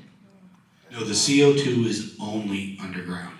Well, then the document that I accidentally uncovered, because I wasn't informed about this either, says above and below ground. And to this gentleman's point back here, it's really hard to trust what you're saying to us because you've just contradicted what was said earlier in the presentation. The plume is the area of CO2 located 4,500 feet underground. There is no CO2 plume above ground. The CO2 is injected and permanently stored in that formation 4,500 feet below ground. It's not above ground. If there's a document that says that, that is a misstatement of the fact. We got this gentleman out here in the middle, right here in the blue shirt. I've got another lady. You got another, okay, sorry. Just why don't you put it underneath your factory? Yes, that's what I want to know. And So, when we started this project, it was the same issue. When we were mapping out where to plant this, when you do it at the plant, and this is not because of a risk, and right, hindsight is 20/20. Right? We looked at it and said, if the plume goes under the river, that is a PR disaster. Right? Because everybody would go, holy smokes, it's under the river, this is, awful. And we said, okay, well, we'll get away from the river, that's good. And admittedly, a little self-servedly, I said, well, if I put it at my plant site, this plume will clip the north side of Terre Haute. And I end up with 3,000 angry people. Yeah, here's the problem. Like I said, I'm way too close to the problem. I looked at this and I said, this is the best project in the world. Everybody will love it. If there's a few mad people, here I can talk to individuals. There's 4 or 5 people I can go talk to and calm them down. My God, if there's 3,000, I'll never be able to convince those people this is a good idea. I can go out and talk to these folks and convince them. It's not because you're rubes. It's because, no, ma'am, I don't think you're rubes. Look, one thing I'd like to point out, I don't have a college education. I'm a high school guy. I don't think you people are rubes. Yes, please, Ben. If the company's policy is one of working with people, I think that's what you said, and you didn't want to force it into the main issue. Are you ready? Hi, my name's Susan. Hi, Susan. I got a couple questions, couple statements or whatever. First of all, the plant's not up and going, right? No, ma'am. So why are we doing the wells right at this moment? Why are you doing the permits right at this point? So, here's 2 things. One, unless I have all permits, nobody will loan us the money to construct. Oh, it's about funding. Okay, all right. So Yeah. you're talking about the government funding stuff. You have to get these permits and that. Okay, I get that, thank you. Another thing, when they were talking about the plume, and I know I got an EPA, letter. Actually too, they had contacted me a year ago about this plan. And I would kind of tell you the story there. I was called, I thought you guys were gonna be a good neighbor, I really did. Because I heard something about fertilizer plant. And I thought, low-cost fertilizer. The farmers out in that area might go for this. They called me, they wanted a meeting. I said, sure, I'm willing to listen. I went there, we set a time, I went there, and when I got there was no other farmers there. There was 3 other men. Yep, you were one of them. And I felt like you were trying to isolate us. Not give us information because I asked for a map. I said, what is their intentions? And then somebody mentioned hydrogen. And I said, hydrogen's not a green energy. I said, it's gray at best. Do you remember that? Yeah. And I said, I thought you were making low-cost fertilizer. Well, after that, I never heard nothing back because I said, you don't know the people out here. I said, they don't work that way. Their wealth is their home and their land. Damn right. Money means nothing to them, nothing. And then I asked Peter, do you remember Peter? Because he was there, and I asked, where are you from? He wasn't from around here either. A lot of these guys that are doing this are not from around here. We are a flyover state. This is what bothers us. This money is big money. That's right. It comes from the federal government, Corporate greed. so you get free money. Then you take our land, because you're using it as a storage container, for free or for a pittance of what it's worth, because it is priceless to us. That's true.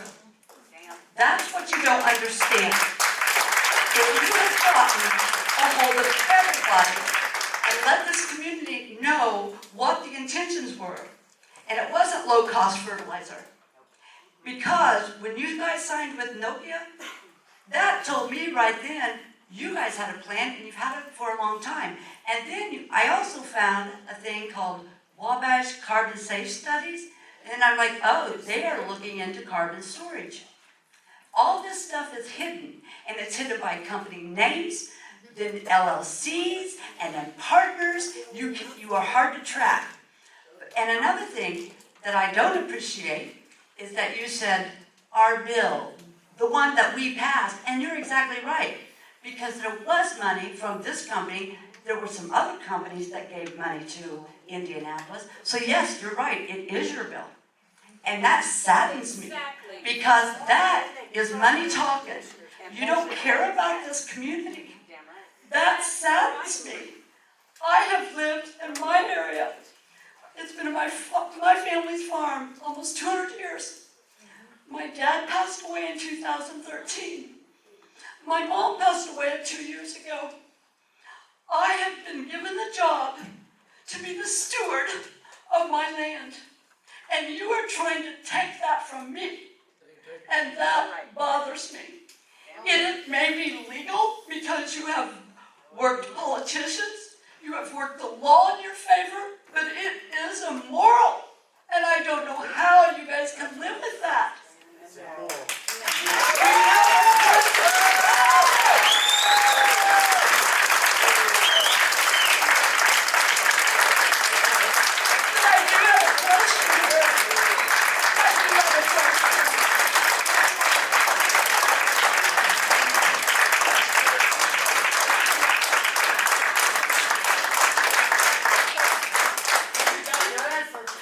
I do have one question. The EPA letter came, and it was a 2-mile radius. And I've been hours and hours and hours looking at data. Not just data that fit my needs, but actual data. I looked at Norway studies. I've looked at US studies. I looked at the US Department of Energy stuff. And these plumes that you say are 2 miles, there was many studies. And it said, and one from the Department of Energy said, and they talked about, let me get my parents here. They talked about how complicated getting the legal rights to pore space was. They mentioned it in their document, but they said this is also complicated by the fact that for a large CO2 storage project, the CO2 plume may extend over hundreds of miles. And the pressure buildup extends over an even larger area. That's what they're saying. Then I read a scientific report, and this guy said, the main article, it says, did we underestimate the size of these plumes? That statement right there tells you everything that's in his article. Because they started growing faster, migrating further than was anticipated, and at a faster rate. And so they had calculated out for 30 years. What 30 years? These things bother me. And my last statement, Mr. Gupta, when you talk about the liability and these, you're not protected, that, you know, I feel, and I think many others here, we have read these bills, that it does ask for your guys' protection. And I had found something that you had said, and it spoke volumes to me. Because somebody had said, why would a company want basically immunity for what they're doing? That raises a red flag. You're damn right. And then you said it will be the biggest one that we've done, and it shouldn't affect their neighbors. And it says, how many people would sue a plane that flies over 8,000 feet? But the difference is, when you put that underground, you're using our storage for free, okay? You're leaving it there. It's not that you're just like, oh, we're going to pass by or anything like that. That is an accident waiting to happen. Not just now, not just in 10 years, but I have to think about my kids, my grandkids, because I want them to have this land, and it's not a lot. I'm not a millionaire, and you couldn't give me $1 million for what I got. Money is not what is important to us, but it bothers me. You used the example of an airplane, and it just reinforces my fact we are flyover states to the East Coast, to the West Coast. That's how I feel. We are your dumping storage units. And when you all go skiing, go on vacation, you'll look down and be like, there's our money. I think you wonder why our communities like this and these small towns are so tight-knit. Because we are left behind. Because we got. I thank you for your coming here. I thank you for your time. But I'm against it. I'm sorry. I don't want to be mean. It's not that we don't love you, but this is our wealth. Your wealth is money. Our 10 acres or our 100 acres. That's our wealth and our families.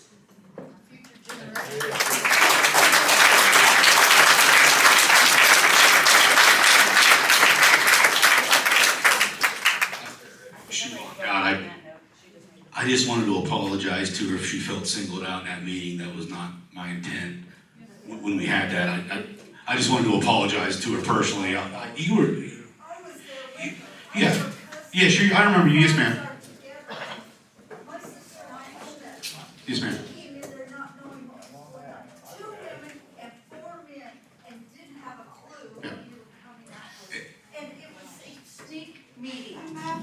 It's the way we felt. Okay. It was very sneaky. It wasn't told to us till we got there. And then you wouldn't let us look at the map. You wouldn't give us anything but tell us that it was going to be coming.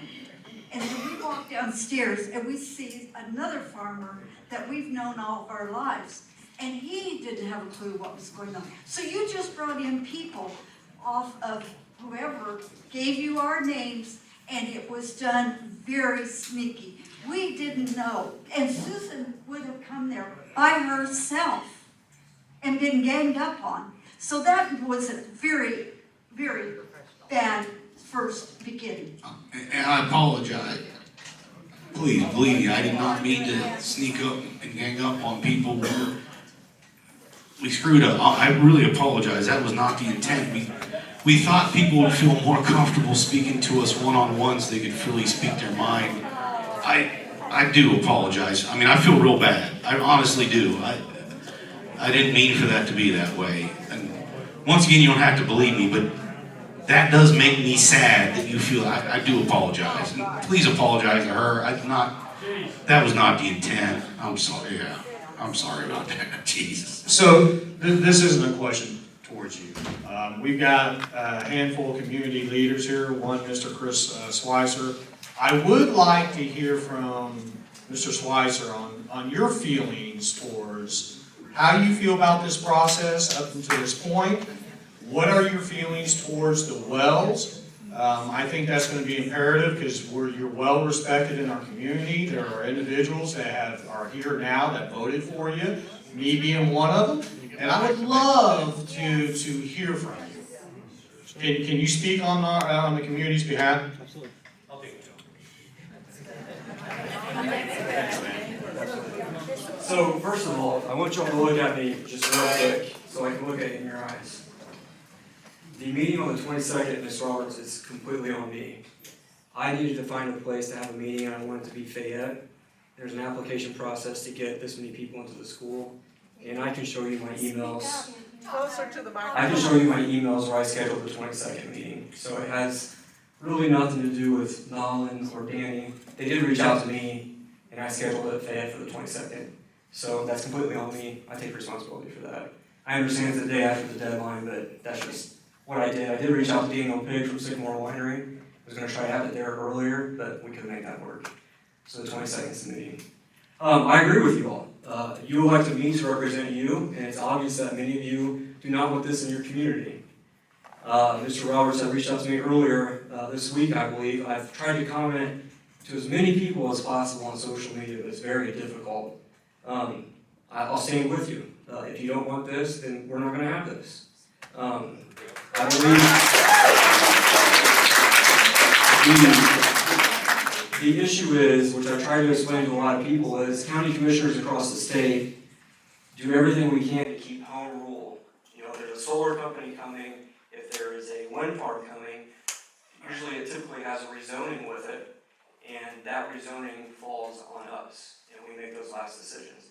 In Senate Bill 451, it removed home rule away from the county commissioners. How did you let that happen? How do we let that happen? Yes. Well, I mean, that's at a legislative, level, we can only lobby so much with legislators to get them to not do that. And we're a part of the Indiana Association of County Commissioners. Mr. Yoakum's back there too, representing Vermillion Did you get a County. tax abatement already? The county council did. Yeah. So, I'll be happy. I'll stay afterwards, but this isn't my meeting, so. So if I provided a location before the 21st, would that be something you're open I got a 12,000 square foot barn right down the road. We can host Thank you. I've got 25,000 square feet on Wabash Avenue. I'll be more than happy to donate it for us to have a proper. It's completely up to. And we could have it at the woods too, before then, a big open, whatever, I don't wanna. I just want to say, I wanted to find a location, and I understand you have a building.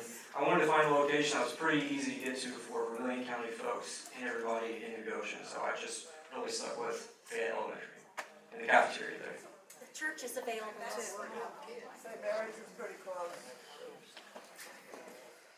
What he just said answers part of my question.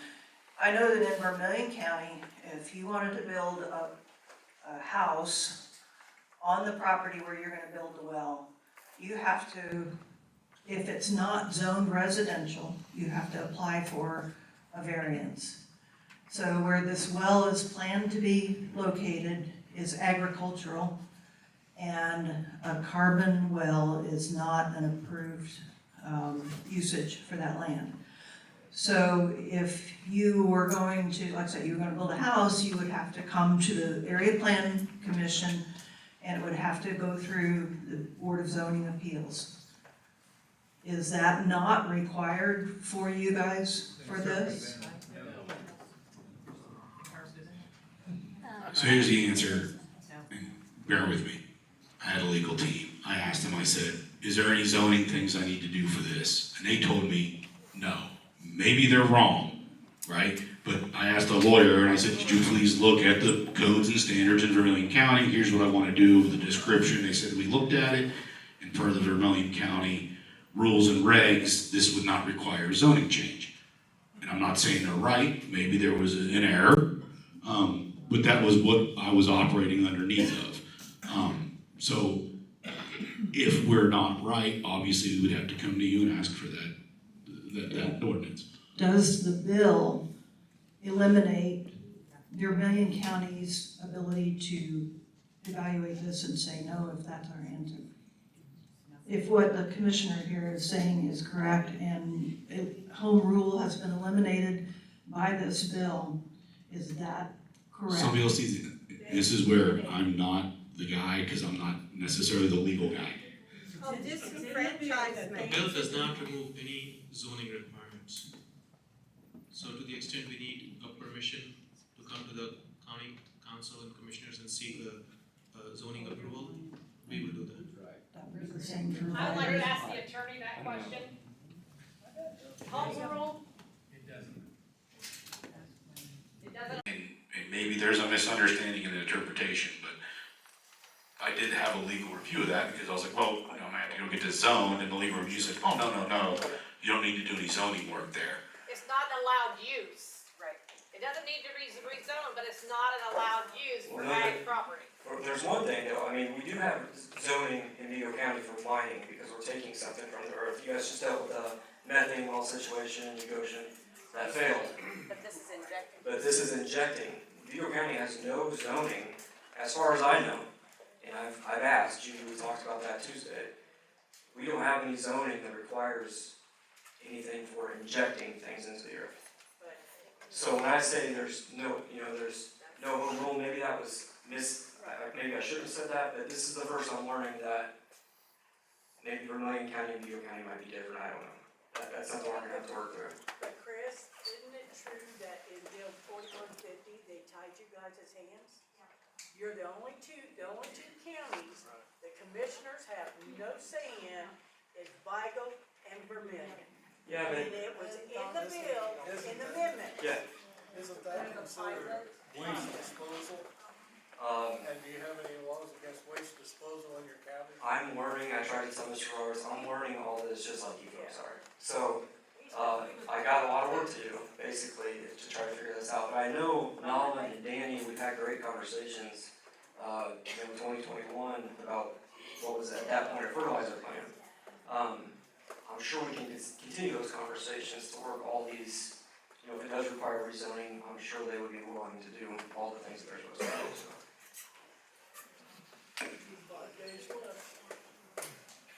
I'm Tim Yocum. Can you hear me okay?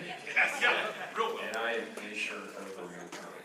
I was contacted, was contacted by Alan Morrison and wants to sign a paper of approval. And two of us rejected and one sent a letter of approval.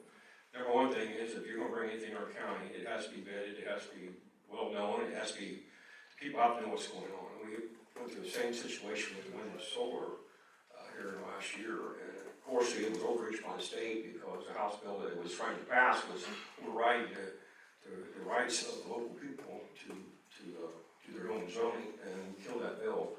But the whole thing is there hasn't been no communication. I haven't talked to anybody. And it seems like if you was going to bring something to Vermilion County and you wanted to make a fact, that you would have a conversation with us, and you haven't had it. So I'd like to know when. I think I know Greg a little bit, but other than that, I don't know who you are. Yeah, once again, I apologize. I know, My friends 2020. I know Britton Luther has been to my office in the plant, and we met, and I shared details and data with him, and I had asked them to try and get the other Marine commissioners to come down, and I know you're all very busy folks. But I did spend some time speaking with Mr. Luther, and this is just, I screwed up. I didn't do a good enough job. Sorry. How many times have we heard that from you tonight? But I'm willing to offer a presentation to your county. I want to sit down and walk through it for hours and hours, for as long as you guys need or take, and answer every single question. So tell us, when do you want us to do that? And I'll. Okay, I have a few questions that I've been asked to pass on to you folks from other people who couldn't be here. My name's J.D. Kessler, I live in New Goshen. Someone back here brought up what happens if there's an issue as far as a hazmat kind of concern. What happens at your safe facility that, by the way, killed 2 people just a few years ago, and our fire department responded on that, the death of 2 people, back when it was Destec.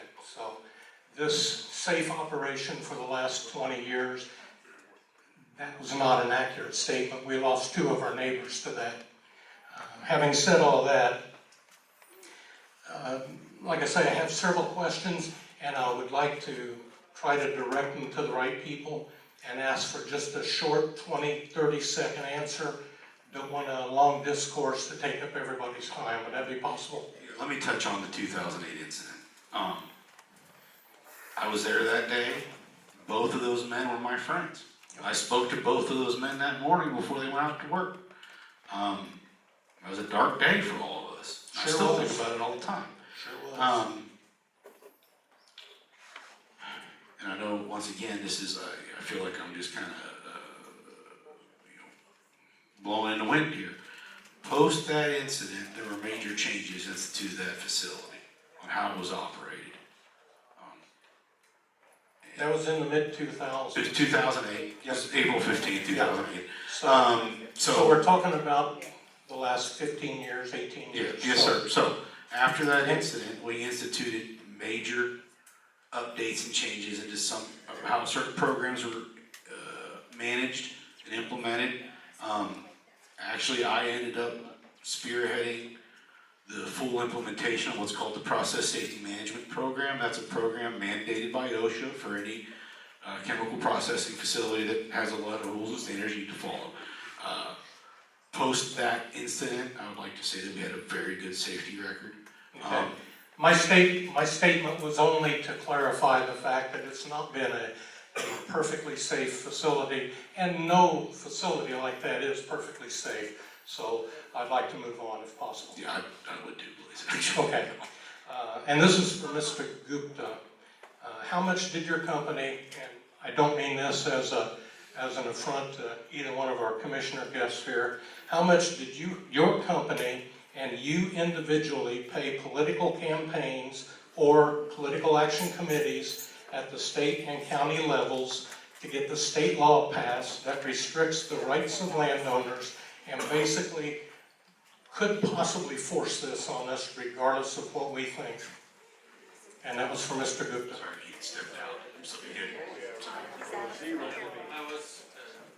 How much political money did you pay either to candidates directly, to their political campaigns, or to political action committees to get this bill through?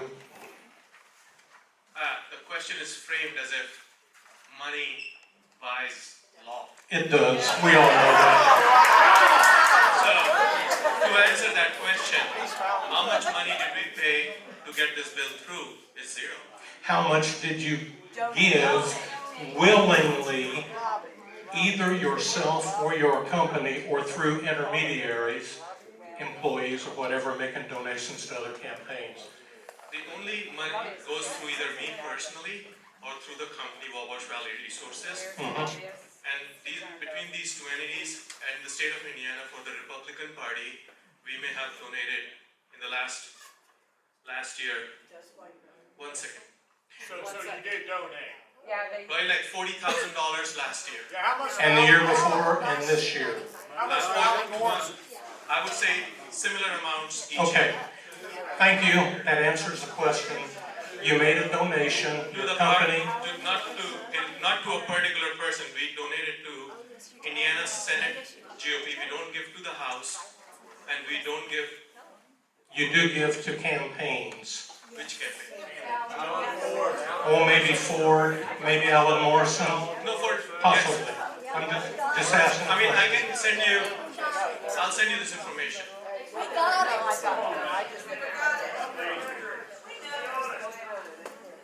Committee to elect John Ford, 5,000. Friends of Liz Brown, 5,000. Committee to elect John Ford, 10,000. Committee to elect John Ford, 10,000. Mark Messmer, 1,000. Sue Blick for Senate, 1,000. Bob Heaton, 2,000. Messmer, another 5,000. And the House Republican. And I'm a Republican, and this makes me sick. Absolutely sick. I want to say one thing. I love John Ford. I'm sure you do. And you may think it's because of this bill. He's the one who fought the hardest against us on not just this bill but other aspects. I respect him. I think he's a great politician, and maybe That's the problem, politicians. And Mr. Gupta, I agree with you. I like John Ford personally. He's a friend of mine. Yes. That makes me sick. I'm just going to leave it at that, and that stops that. Who pays for the loss of use and/or the loss of land and home values as a result of this? And we'll put it in quotes, heavy industrial, unproven science pumping a toxic chemical into a very highly honeycombed area of the county. We will. But you're going to pay for all of this when it happens. You'll be long gone, Mr. Gupta. Okay. We have a emergency and remedial response fund that Rory talked about. That is, I think, close to $38 million. I'm talking about when I want to sell my house and move south and retire in sunny Florida, and my home values drop because we're now injecting this stuff under my house. Of the 1.2 injection wells in this country, there hasn't been a single incident where home values have dropped. Do you know of one? I don't go around checking this. Okay. You're the company that does this, so And that is the fact. I'm just asking questions for folks. How much does your company expect to make in the manufacturing and sale of its primary end product? For ammonia, at the current prices, the total profitability would be $60 million per year. 60 million per year, okay? Yes. And that's a nice tidy sum, and you're welcome to it. You've got the process, you made the investment. That's the way business works. But I want to clarify one thing. For that, we have to invest $1.2 billion too. That's fine. You'll make it up. Why is this being touted as a way to help the environment when the company if the company wasn't manufacturing this product here, there would be no toxic waste coming out of your product. Yes. That's right.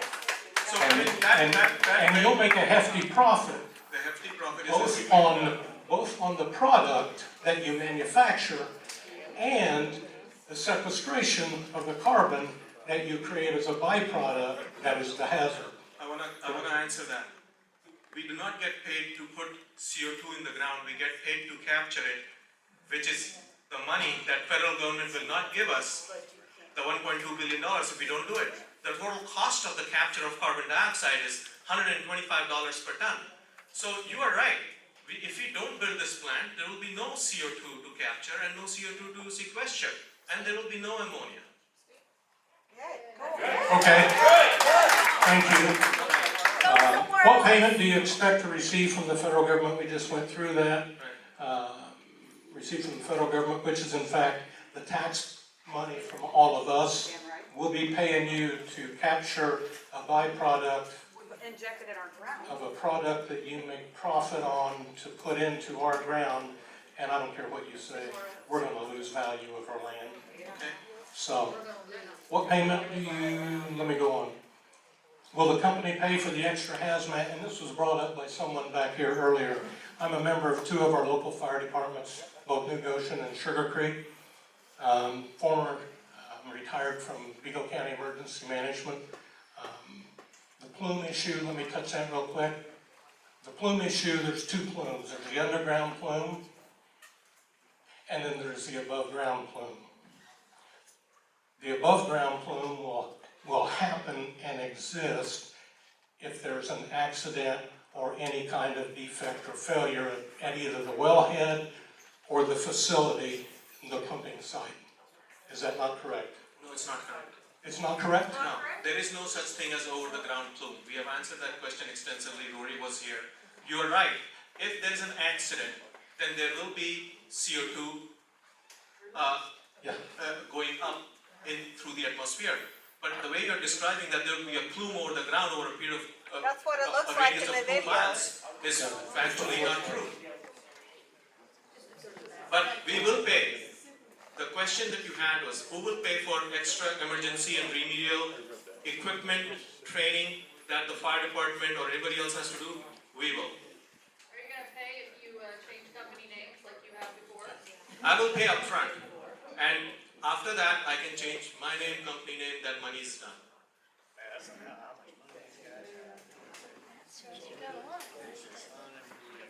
Okay, we already answered that one. How close to these injection wells do you live? I have an apartment in city of Terre Haute where I live 50%, remaining 50% I live in Annapolis where my wife's family is in the Navy. Okay, and thank you for force. You talked about it, or one of you talked about risk versus reward. It was a comment made back and I thought it was pretty prescient. We take the risk, you get the reward.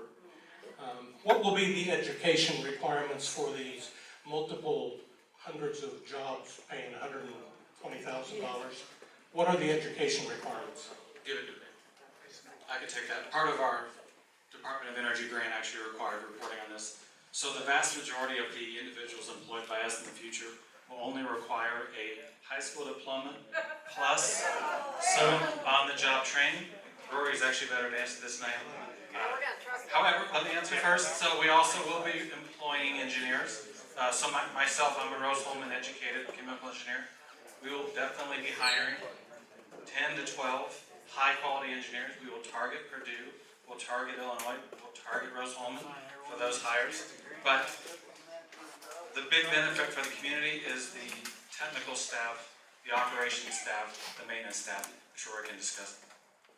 Yeah, so, like I said, I worked at that plant starting in 2003. I do not have a college education. I dropped out of college after 2 years. And I was a communications major, all right? That's not a viable plan. I'm amazed my dad didn't kill me. My dad's an engineer. My brother's a Rose engineer. I started at that plant in 03 and worked my way up through operations. When I was at that plant prior, there was not one single person in that operations group that had a college degree. And I got involved in the hiring for that. My personal preference when I hire people for operations groups is not to hire college educated people, because I want people who want to come and want to work. And when you get those types of folks, they're more prone. You get somebody who comes in with an engineering degree in an operations group, wants to do engineering. They don't want to operate a plant. Operating is good, great work, pays real well, and I've made a whole career out of it. But those are going to be jobs that are available, it's not like a high bar of entry to get into our operations group, and it's a very lucrative, well-paid job, great benefits, and there's a lot of ways to move up. And at the end of the day, you learn a lot of real valuable skills. Okay. Thank you for that answer. Turning into a simple. I'm sorry. But that's sorry. fine. That's fine. Sorry. Okay. Talked about. I have two other things. One's on a personal level that I know for a fact. The other is we're in the Wabash Valley seismic zone. This is not the same as it is 50 miles west in Illinois, where the wells are there. This is an active seismic zone, basically that ties into the New Madrid Fault and runs all the way up through central Indiana. And just wanted you to know that. And the other thing is, talking about people don't own the rights to stuff or having stuff stored under their ground.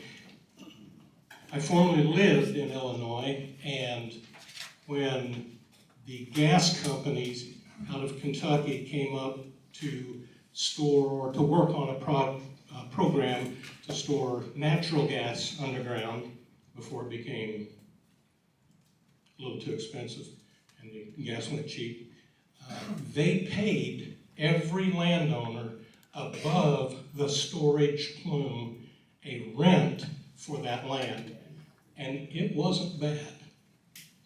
I'm just saying, they paid rent for the use of underground storage. Yeah, and I don't know. Thank you. And I don't know if we've touched on this, but we are paying people for usage of the floor space under their house. And and the important thing, just to make clear, is the surface owner owns the floor space. So it's not like somebody shows up and say, hey, we bought your mineral rights, we own your floor space, that's our money. The payment we make goes to the surface owner, and we will be paying for the usage of that floor space. I want to make it clear to everybody. I have a question. My mom had a question. Unfortunately, the world we live in today is not safe.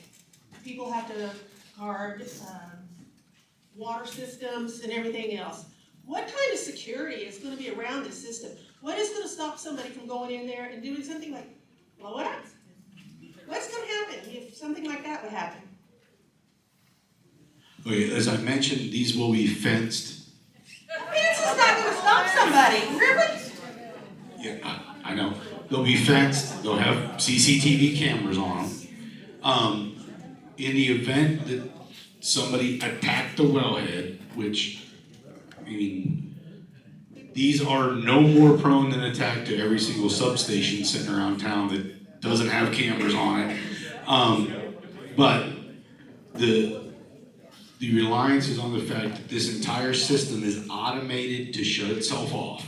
So if we see any discrepancy in pressure, flow rate, any of these other things, these are automatic, automated trips. They don't require somebody to hit a button or make a decision to isolate that well and isolate the pipeline. Well, what about grid outage, grid event? Right, so in our plan for at the wellhead, those would be off county power. We all know county power is not very reliable power. We'll have battery backup systems and a small on-site generator in the event that there's an outage, and then you just go refuel it, make sure everything stays operating, is monitored and under control. And pressure, flow rate, any of these other things, these are automatic, automated trips. They don't require somebody to hit a button or make a decision to isolate that well and isolate the pipeline. Well, what about grid outage, grid event? Right, so in our plan for at the wellhead, those would be off county power. We all know county power is not very reliable power. We'll have battery backup systems and a small on-site generator in the event that there's an outage, and then you just go refuel it, make sure everything stays operating, is monitored and under control. So what if the UPS system fails? But in the event the UPS system failed, the system goes to the fail-safe state, which is it isolates the well, and then we are shut in until we figure out how to get the power back. What if that fails? If the automatic shutdown valve fails, we would continue to inject. The thing is that you just wouldn't have monitoring. Now, I'm required to maintain continuous monitoring by EPA. So if I lost power and the valves didn't shut in, I would deploy somebody to go isolate the valve. The failure of power is not a release or a immediate hazard, because the well was injecting with no issue. Just because the flow meter stops working doesn't mean the well becomes hazardous. It just means I don't know what's going on. I'm not allowed to operate without knowing what's going on. I have to go isolate the system. In addition to the automated valve, there's manual valves that can be used to isolate that piece of equipment until we were able to reestablish power and or communication. Yes, sir. So with the two sites in Vigo County, Bill Wilson's sitting right next to me. It's a no. The other side across the street from my house, is that a yes or is that a no? There's only one site in Vigo County. But I thought there was gonna be like a test well or something, and then the actual. Yeah, so the confining, there's monitoring wells, and this is a great question. So on that map, and I agree the map is hard to read, that's a map EPA put out. There is what's called a confinement monitoring well. So I'm not allowed to just inject willy-nilly and not monitor what is occurring. The confinement monitoring well is drilled, and it stops at the top of the confining layer, 2,000 feet. So it's continuously monitoring temperature, pressure. We pull water samples from it, test that water. Yep, nothing's changed. You know, is a continuous monitoring well. That well will be placed on the same parcel as the injection well, because you want it as close as it can be. The map is not very clear, and I have the ability to, yeah, and I apologize for that. So, but you want it as close to the injection well as you can, because if you think about, you want to make sure that confining layer's in good condition and there's nothing wrong with it. So is that test well on Mr. Wilson's property? No, sir. Okay, whose property is that on? It's on,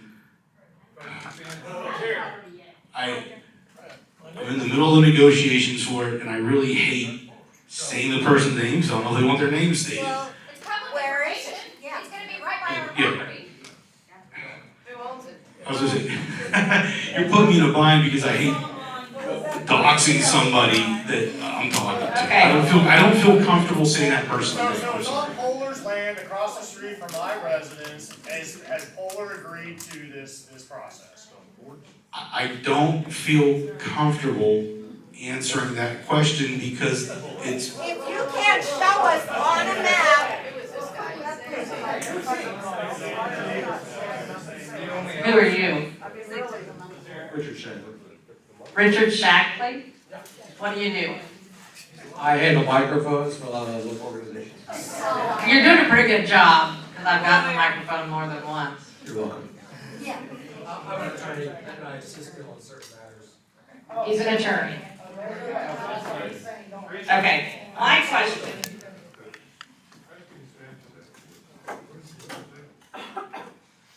I'm an attorney. My suggestion is don't answer that question.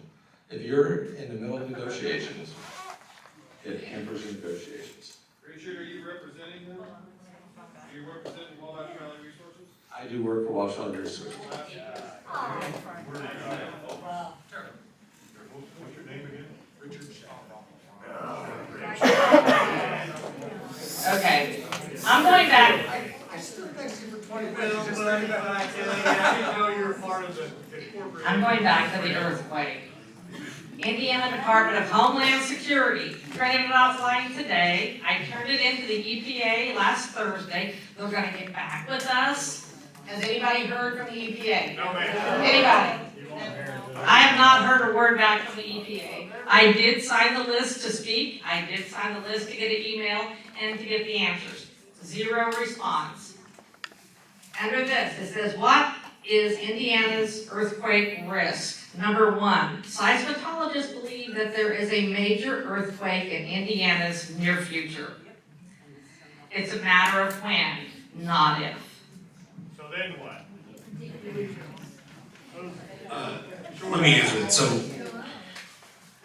as part of the information I had to submit to the EPA, and I know I sound like a broken record and nobody wants to hear it, but I had to provide to them, and this is all publicly available data, a catalog of every recorded seismic event in the state of Indiana. There was one Tuesday. Yes, ma'am. Yes, there was. It was 4 miles from Vincennes, and I wrote it down, 2.7 on the Richter scale, and 2.6 miles underground. When we looked at this injection site, and this is a benefit of the structure and where we're injecting. So, yes, southern Indiana primarily is very, very actively seismic. As you move north, the activity decreases. The new Madrid is in kind of southern Indiana, rolls over to Missouri. As you move north, the bulk seismic activity does decrease. And I'm not going to tell you there is no seismic activity. It's a lie, and you all know it to be a lie. So, the thing is, all the seismicity in Indiana tends to be generated from 16,000 feet or deeper. That's where the actual seismicity is occurring. That's where the action's occurring. What you're feeling is a reflection of that as it moves through these layers. The benefit of the Illinois basin is the basement rock, and that's where the seismicity comes from, is 9,000, it varies as you move. From there up, it's a layer cake. It's multiple layers of all these different types of rocks. Sandstones, shales, limestones, siltstones, and you move through it. And what that gives you is these permeable layers, isolation layers, permeable layers, isolation layers, permeable layers. But what that also gives you is it's not hard in earthquake standards. So when you have this very deep seismicity, those energy waves move through that rock, but the rock itself is not moving or breaking. It's not like in California where the fault line is at the surface. You can go to the San Andreas Fault and see it. There it is. There's the fault line, and that thing moves and opens and does all this stuff. Here, these faults are deep underground. So when there is seismic activity, it is not reflected in these barrier layers. That energy wave moves through them, but doesn't result in breaking of the rock or fracturing of the rock. Part of the permit process that we had to submit to the EPA was evidence of a lack of fault and fractures in this region of these rock layers. We had to show to them in the seals and the injection zones, there aren't faults or fractures that could result in CO2 leakage. And you do that by doing 2D seismic. And we did 99 miles of 2D seismic, and that technology allows us to see, and us, people way smarter than me, are able to look down to 20,000 feet underground with the 2D seismic technology. They shake the ground and they record the bounce back of the energy. And they can see the individual rock layers, and then they can check and see if there's any fault, fracture, or any other indication of instability. And they did all that. Next. What the people that call it do that? Geologists. Now there's, yes, so there's geophysicists, geologists, reservoir engineers, a whole gamut. I mean, at one point there was probably 25 PhDs looking at this project. I've had one of the biggest oil and gas companies re-review the seismic data to verify it. So once again, you don't need to believe me, but I feel very comfortable based off the expertise we had engaged that there's no faults, no fractures in these overlaying rock layers that would be a risk pathway. Sorry, please, sir, go ahead. Okay, so I've got a question. I heard a lot about this, the facility where it's going to be produced, and you're going to do this large investment to make this line. How long are these well-paying jobs going to be here? So, just real quick answer. Yeah, so what are you projecting on? The design basis for the facility is based, what, 20 years is the design basis for equipment. Let's all be honest with each other. Those plants all last way longer than that. So I mean, a lot longer than 20? Yes, sir. Like 30? Yeah, these are 30, 40? Okay, that that leads to my next question. So 20, 30 years from now, after you put how many million metric tons of carbon in the ground, your well is going to be full. So what's the net? You're capped at 10 million by your permit. Correct. 10 per side. 10 per side, so 20 million. So after you've produced that much, what's your next move? So the site, and I want to make this clear, is not full. We could continue injection. We just put an application for 12. So that expands the radius and affects more landowners. So more people should be concerned about this than what might even have been possibly contacted by who you sent names to the EPA, right? Right. So you probably should have contacted even more people. So if we wanted to increase the time, that requires a major modification, which would require the EPA to reevaluate, and then would require probably another public hearing and all these other things in order for us to continue to do that. So there's not a lot of longevity in these well-paying jobs you're saying you're creating. There is. It's not. It's not there. It's 12 years max after you start pumping. That's your permit time, and then you're Correct. going through a long process, you say it's hard. So Well- it's not a really long-term employment, The, kind of like a part-time job. the intent would be that we would continue, and we just need to get an extension to the permit. And we would start that, year, whatever, 6. It doesn't take 6 years to get the extension. And if it was required, we could just drill a new injection well at a different location. Really, that's, okay. Another well, right? Maybe, I don't know. I Right, don't know okay. what 10 years brings. That's interesting, so, But you are right, that I'm right. the facility is designed for 12 years to operate, and then after that, right now, we plan to shut it down.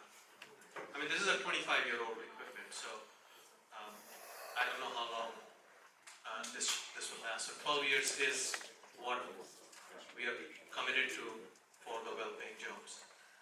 I thought you were putting billions into investing on the For infrastructure 12 of years this only, company. and it only works for 12 years.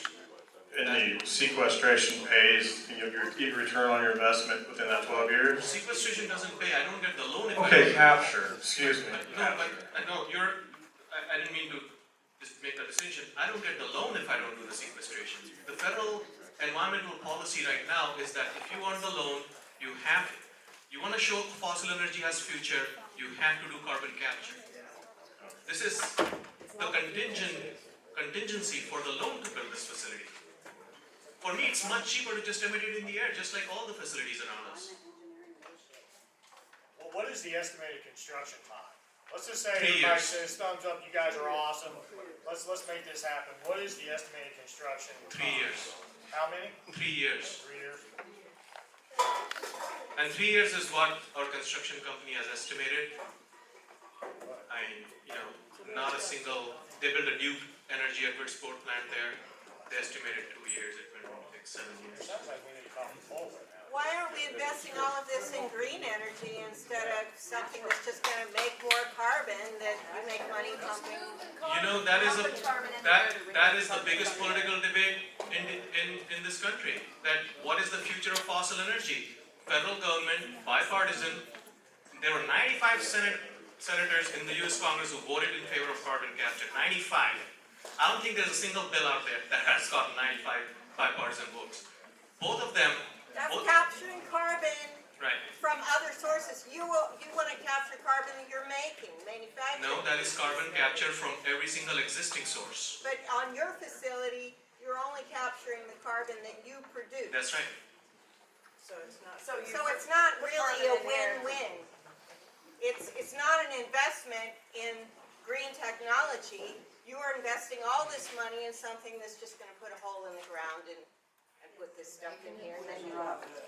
I mean, you have a point that why build the facility in the first place? But that argument would hold true for every single industrial facility in this country. We could invest in green energy. Green energy, how does green energy make fertilizers? Fertilizers is required for our crops.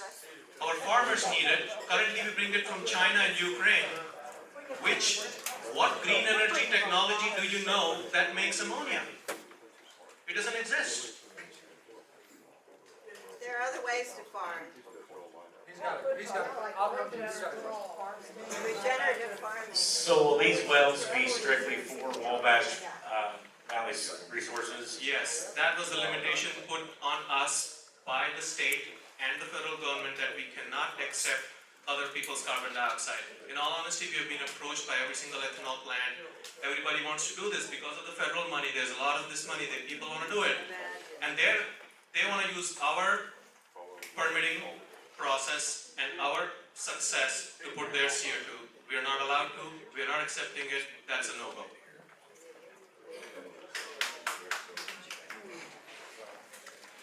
I was wondering, I was told that when this carbon mixes into the rock, over time it mixes with the fluids or the liquids, becomes a biofuel.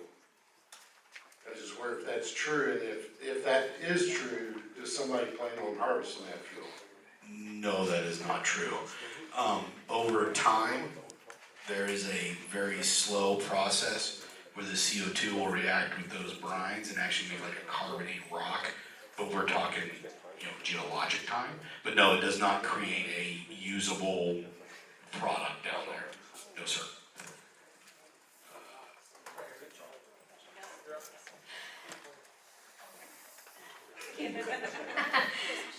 Do you have any current carbon sequestration tanks that are going to handle the proposed amount of volume that these wells are supposed to handle?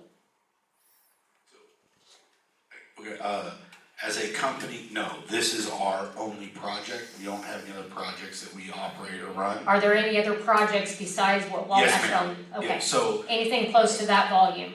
So the ADM Decatur plant has been running. It is not our volume.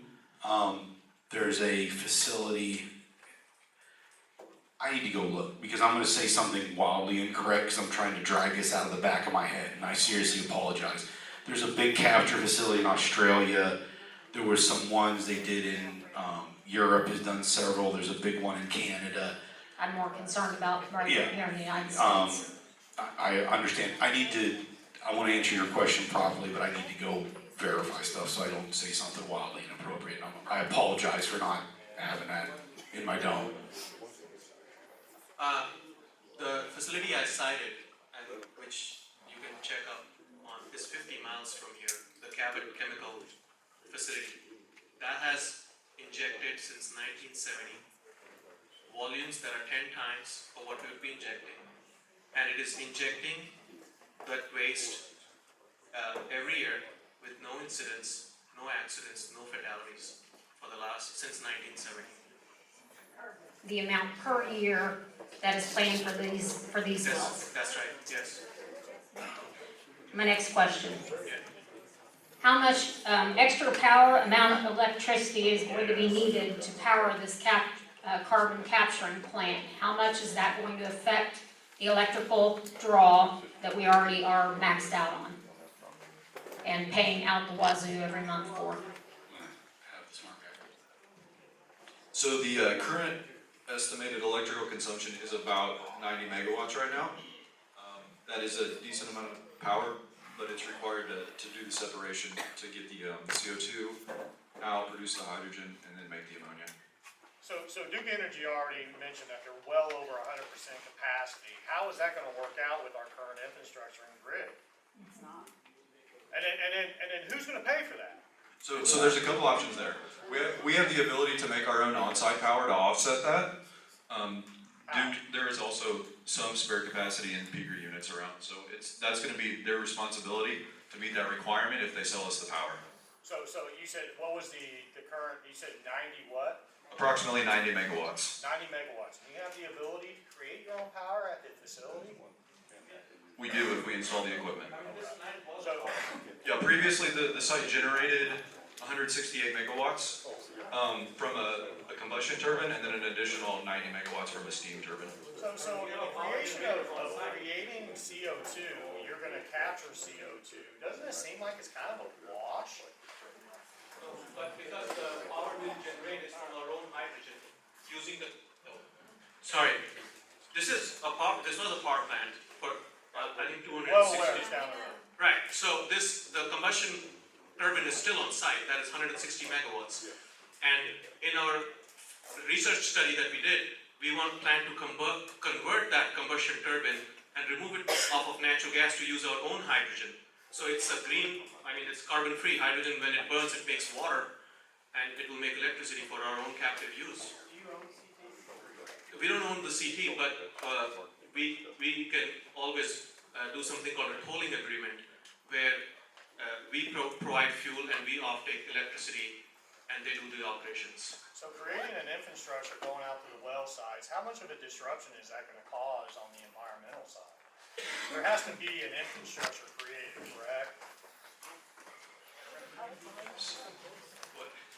Be short. I'm sorry. Everybody's telling me to be short. So as we developed that pipeline route, we went through multiple routes and did environmental impact studies on every one of them, and intentionally routed this to avoid wooded areas, identified wetlands, archaeologically important sites, to limit the total impact on the environment is the goal here. So if you look, I know there's a lot of concern about that very large wooded area. We dodged the whole thing. I probably added 2 to 2.5 miles of pipeline to get around that because, you know, day one I looked and said, well, there's no way I'm running a pipe through that. That's a terrible idea. So we did everything in our power to limit the amount of impact. I will say that the pipeline company has told me start to finish, this is approximately a 4-month construction. But that's for the whole thing, which means that individual time on property is pretty limited. If you talk to pipeline people, they said that they're like, oh, this is a baby project, we'll knock that out. They're used to running 30 inches. So we did a lot of studies. Now, you know, we still have to go get permitting, but yeah. So we're not gonna have any impact on the current grid infrastructure for all the residents here, and you're gonna produce your own power to there at the facility, correct? We could produce our own power. If If Energy says that they cannot supply our power, we'll make our own power. Tariff works, if we were not to produce our own power and were to consume power from Duke Energy, we share the full burden of that cost. It's not a scenario where an industrial user consumes power and it affects the ratepayer. That's not how that equation is supposed to work. That's why it's regulated utility, there's tariffs in place, there's rules. We are not manipulating anything here that would cause some sort of rate increase. Now, we're not experts here, this could be something that could be asked of Duke Energy, but Because no, I can that's give not how you, that works. I'm happy to share a full detailed write-up on this thing. I do not know the exact details of that tariff work, but I'm happy to answer that question. Yeah, it just seems to be a pretty big detail that hasn't been really discussed so far. Yeah, we have a fully, to me, this is no different than the steel mill down south. They went to Duke and said, we need power, and Duke supplies the power, and there's not an impact to the surrounding. There's not gonna be brownouts because I'm using more power. I understand your concern. But we're at capacity. So the line guys, the engineers, Duke boys will tell you, we're at capacity. We're over 100% capacity at this point. I'm just really concerned, along with population growth, current infrastructure, old transformers from the 50s, how this is gonna really have a true impact on all of us. And I have a gut feeling that we're gonna be seeing some issues there. The capability's one thing, but doing it's another. And I think Nolan and Dan were correct in their statement of, these are questions you have to ask Duke. When I ask Duke, they tell me, we can supply your power, no problem, no issue to the grid. These are a question we'd have to ask Duke, and you know, they need to answer your concern. It sounds like I'm trying to get out of it, but I'm the guy that buys the power. They say they can give it to me, so I'm, you know, sorry. We'll build a power plant. I mean, that's the least of our problems. It already exists. It's already I'm there. sorry, I'm sorry. We'll build that power plant. It exists right there. I mean, there's no reason for us to. Why was it closed? It's not closed. It is a peaker unit that operates based on market factors. Yeah, it was outdated. It was pretty much shut down because it was outdated and because of the EPA and the safety. There's individuals that worked at the power plant right here, right now. Right. Oh, you're talking about the old. So, I've got a question about the monitoring wells. So, the samples that are gonna be taken, tested, and the results. The monitoring wells, the tests that are gonna be taken, sampled, report to the EPA. Who is doing that work? Is that you with the EPA, a third party? All those samples are required to go through a third party, a verified third party, and we have to show, thank you, Dan, chain of custody to prove that I'm not manipulating the results. So right, they're drawn, there's a very specific procedure. It's not in their permit, but I had to write what's called a quality assurance plan, which is, spells out sampling techniques, bottling techniques, preservation, whole chain of custody, paperwork, yada, yada, yada, yada. Okay, so you do that until the EPA says you don't have to anymore, is that right? Right, so while we're injecting, there's no relief. I have to do the testing and monitoring the whole time I inject. The instant I say I'm done injecting, I want to stop, the EPA says, okay, you can stop your injection, you need to continue to monitor and do all the monitoring work. For how long? The permit says 10 years, but the important thing about 10 years is that's not it doesn't mean anything because it's the EPA makes the decision. They could say, yeah, 20, keep going, 30, keep going. Like, it's up to them to make the decision when I get to stop. The decision to stop is based off them saying the native formation pressure. So the formation is returned to the original pressure, and we've displayed that the plume is stable and it's posing no risk to the surface. And then they'll allow me to stop. Good, Scott. Yeah, man. My question is,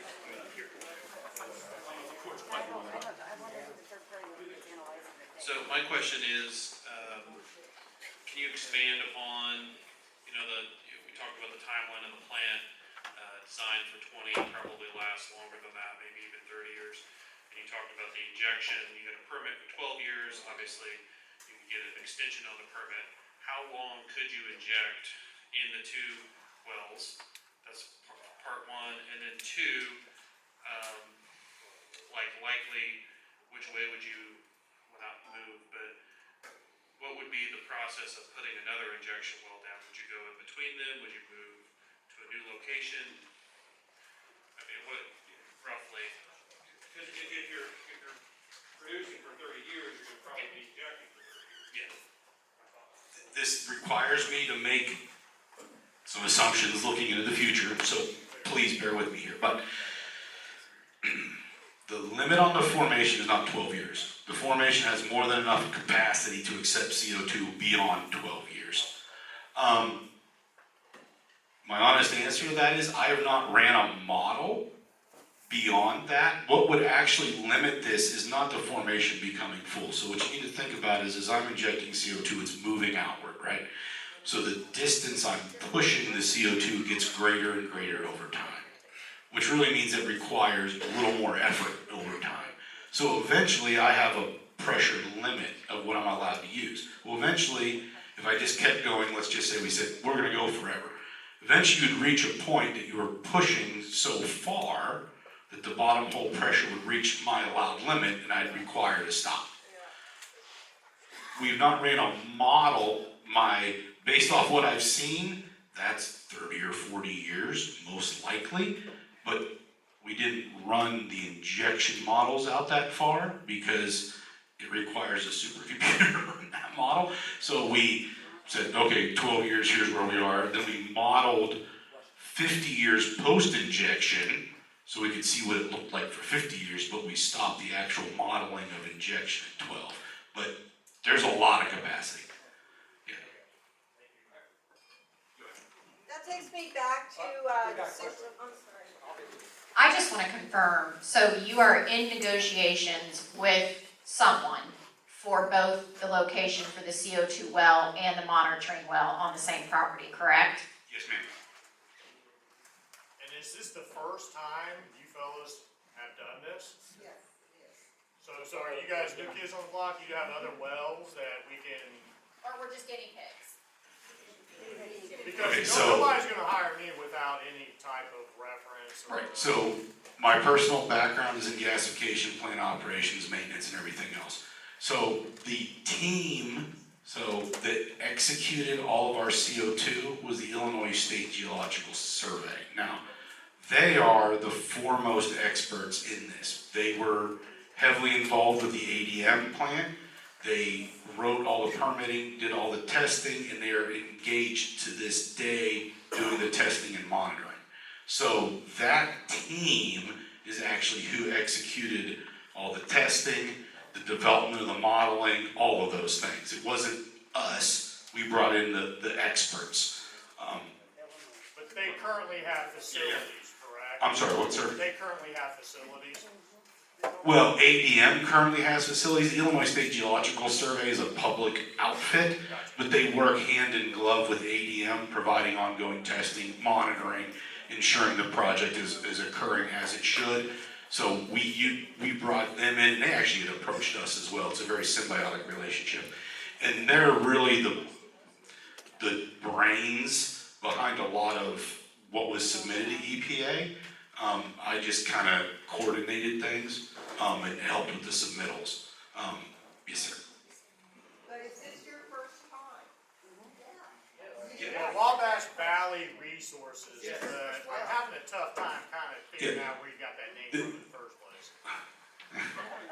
Oh, it's okay. Sorry, it's not a great name. All right. We're in the Wabash Valley. We make resources. Seem to make sense. But you haven't done it well. Yeah, I named my dog Clyde. I'm not good at picking names. Yes. So to answer your question, for sequestration, yes, this is our company's first time doing this. Because of that, we made sure we brought in experts. Yeah, why aren't they here? Why aren't the experts here? Your hand? That's them. Once again, I'm the representative, I guess, yeah. And if we do another meeting, I'll make sure that geologists are also present. And we'll talk less about the business and the politics, and we'll do an in-depth geological. Okay, my name is Jim Beckering. First of all, I'd like to make a request. Tonight was the first time that I've seen any map that showed any definition. It showed the pipeline on it, and I found out that pipeline is going to cross my lake. I didn't know that before. That map that the EPA gave us is it doesn't show any topical definition. It doesn't show who the landowners are. It doesn't show county roads. It doesn't show lakes, streams, easements, property right-of-ways that's going to be involved or may be involved in the scope of your project. Could you provide that at least to the owners, the people that are, basically going to be the most affected? So a lot of people don't know if they're in that circle. Part of their ground's in a circle. They don't know. Are you saying just, only the people who got letters or have something to do with it? No. I understand there's a very good chance that people that may be in the plume did not get letters. I don't see any reason why we cannot generate a better map. Had one up there. You had one up there tonight. Showed Yeah, we can get. So you're operating without a map? No, sir. I have a map. There's no reason I can't share the map. Let me clarify my statement. I don't have to generate the map. I have the map. I have overlays. Yeah. I've got one more question. Sure. Do you use coal as part of your fuel in this process? Right now, our process will be using petroleum coke as the primary feedstock. We have the capability to blend coal in it, but we are not currently looking at coal as a feedstock into this project. No, sir. Okay. My question is strictly to you. You're the one who come up with the site for this drilling, the drilling site. Thank you. The drilling site, you come up with this, you figured out where you were gonna put it. And you did say a little bit ago that you decided to put it somewhere where your family to Rockville area was not gonna be affected by the plume. Why? Why is your family to the north of them? Why do you not want your family involved with this plume, but we can be? I did not place these plumes based off personal relationships. I placed them based off looking for lower population density areas because I thought it would be easier, and it's not to trick people, I thought it'd be easier to, with a smaller group of folks, be able to speak to them, explain the project. My problem is that I was a little naive and I just assumed that this would be a real easy kind of slam dunk and everybody would love the project. So that was what drove the decision to put it where I placed them, was really based off smaller number of landowners. It's easier to talk to a smaller group of people. I just assumed it would make it easier. What about the plume? That's what I'm But what about the plume? Do you not want your family close to? What about that plume that you guys are talking about? if my family lived in where I have it, I wouldn't have moved it. Okay.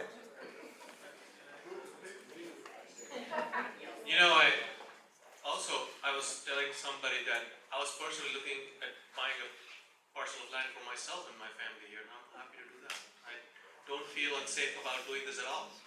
So it's not based on some personal decision that is the injection wells, there is gonna be a building there? It'll be a small, I say shed, shed's a terrible way to say it. It'll be a little small, like prefab building, mainly because I'll have communications equipment, because I have to be able to get signals back. So when my wife asked you that question there on the phone, it was just 10 foot with some brush and shrubs around it. I did mention the shed, but I probably wasn't as clear as I should have been. Oh, you're right, right? I apologize. Yeah, it'd be a small, I'm not talking a big industrial thing. You've apologized about 10 times tonight, so when all this does take effect, you just want to apologize, or, I mean? And then after the 12 years, so I'm in the bubble. Mhm. After the 12 years, when you guys re-sign your lease, do we still get paid? Yes, sir. That? If we, as long as we're injecting, you're getting paid, yes, sir. Yeah, I was wondering what would Wabash Valley Resources do if there was a property owner had, that was in the plume, and they decided that they refused to lease you the pore space. So the way the statute is wrote and stands here is there's no, the trespass without damage is allowed. So the plume goes under somebody's property. If there's no damage, there's no trespass, which is it's a standard thing. So, but we are required to make offers of payment to everybody. That's the requirement. We have to make the offer of payment to every single landowner. It's already been decided what the payment's gonna be, $75 an acre, right, for ag property? Can you please say that again? That's already been determined, it's 75 by the legislature, am I right, Ben? $75 an acre for ag property only? 40% of the cash rent value based upon new ag report, which I think right now would come out to a little less than 100 acres. Let me And what about, It is, forested but areas that that is, doesn't that have is, an income? that is his view on the math. I would like to give you my view on the math. Based on, right.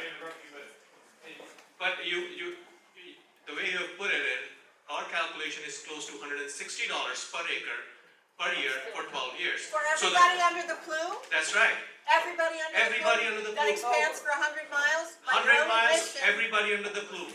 Zero by your own exceptions. admission, it continues to expand. Ma'am, zero exceptions. 100% under the plume, $150 per acre per year for 12 years. And so or we had offered, we can go ahead and offer at least a minimum payment as well. If somebody wants all that money up front, there are people who have reached out to us and said, I'm in the need for money, can I somehow get all the 12-year payments up front? And we would be willing to do that too. So that is around $1,000 per acre. For the pipeline right away, Rory, correct me if I'm wrong, but I think it's close to $20,000 per acre. I mean, that is some good money. For some people need money. Like not everybody is Just like in Mississippi, where populations are poor, that's where industry goes. You target areas that are underpopulated, that are rural, where there's not a high level of education, where we don't have as much money, that's where you go. Mr. Gupta, my question's for you. So when we were standing outside, you were talking to my mother, my aunt, and I. We had asked if after everybody had said what they had to say, if you would give us a 60-day extension. Are you still willing to hold your word to that? Yes. Okay. And so extension will have to be by the EPA. So file it and I will call the EPA and say, looks like if you guys want to give 60-day extension, please. We thought you were going to file it. That's what you had said. I can file it too. First thing in the morning? That was what you said. You said outside before this whole thing started that if you did not leave here with us feeling comfortable, that one, You would not do it because you said yourself that you were looking at possibly living in this community, correct? Yes. Okay, now we are asking for a 60-day extension. Are you willing to hold your word to that? And file the paperwork first thing in the morning for our community. Because again, we don't have another meeting until August 22nd. The day after the EPA deadline. One of the things that we did was we already supported an extension filed by Representative Tanya Pop for 60 days. So, how do I do it twice? I will see, but that is not an issue for us at all. So my question If it is 10 days or 60 days, if we are talking about 12 years here, I don't see why we cannot wait 60 more So days. do you see why we're having a hard time trusting you? Because outside, like I said, when you told my mother and I and my aunt that you would fight for a 60-day extension. Those were your words. So if you've already fought for a 60-day extension with Tanya Papp, how are you able to consciously say that you would fight again for another 60 days? Because, I mean, it doesn't mean if I've already supported one extension for 60 days, doesn't mean I cannot support the other. Okay, so do we have your word that first thing in the morning that you will file for a 60-day extension to see if that would be granted? You have my word that I will support a 60-day extension. Okay, well, you file it though, that is our question. We've already, our comments were filed when did we file? I mean, do you see where you're contradicting yourself? You say, yes, I'll support I think to the extent I said that I will file personally those 60-day extension, I don't know, we have already filed it, I can look into it again, it's filing again. But to the extent you file it and we attach a support saying, yeah, that's the same thing. Like, I don't understand the technical To difference. us, that's not what we were told. 60-day extension is not a big issue for us. Like, I don't even know why this is a big But issue. it is to us. Okay, sure. I mean, I'm agreeable to your 60-day extension, yes. And plus, I wanna work on Polar.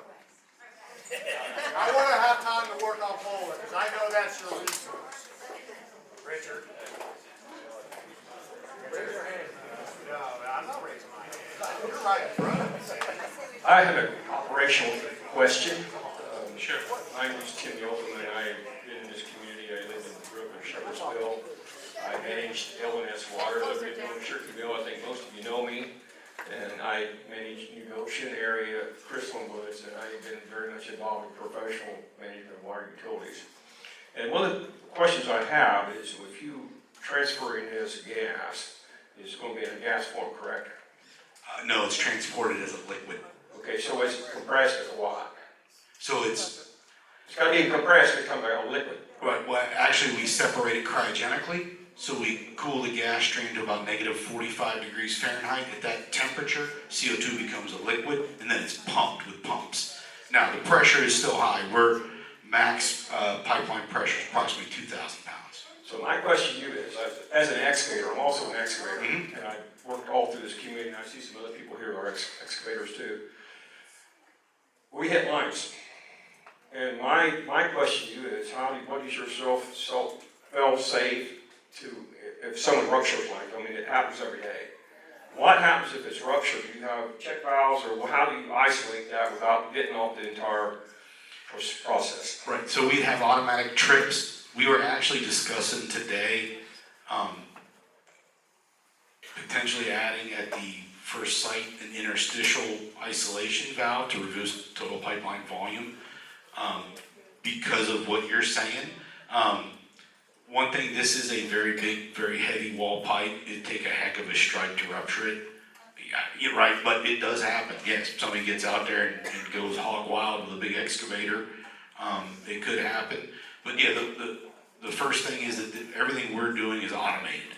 So the instant there's a pressure deviation, there'll be full shut-in.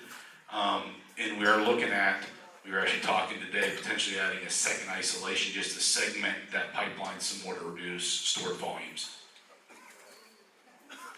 Hi, I'm from northern Vermilion County, but I was just wondering, for the folks that are down in southern Vermilion County, do you have federal limit on how close pipelines can carry the CO2 and be placed to homes and schools or hospitals? So currently, there is not a stated regulation on that. Does your company personally have a mandate on how close that you would put it to a school or a hospital or a home? No, ma'am, but the way we have routed this, it is 2.3 miles from the school. It was intentionally routed away from that. It wasn't a written mandate, and it does not go past the hospital. Do you have a requirement to have the odorant in the CO2 that a lot of natural gas does not has? Are you required to have that in your CO2? No, ma'am. Then how are the residents supposed to know if there is an accident like the ones in, I don't know if I'm going to say it right or not, or Cetera, Mississippi, where there was a breach. There was a 40-foot crater made by that pipeline. There were people that were hospitalized. The company itself did not call them injuries because they were not admitted for several days in the hospital. But they did have to go to the hospital. 200 people were evacuated. There were, if I remember the man's name right, is Biggs. He was on the emergency team, and he was not notified for hours after the fact that things happened. He came upon people within that community. There is no set mapping, so if the topography in this area, you can't just look at it once saying that this is all going to work. What happens for these people, because the CO2 does not rise, it stays low, it is not being able to be smelled, and if they get in that plume, then their air is gone, their oxygen is gone, their vehicles do not work. So how are they supposed to protect themselves in the event if something does happen?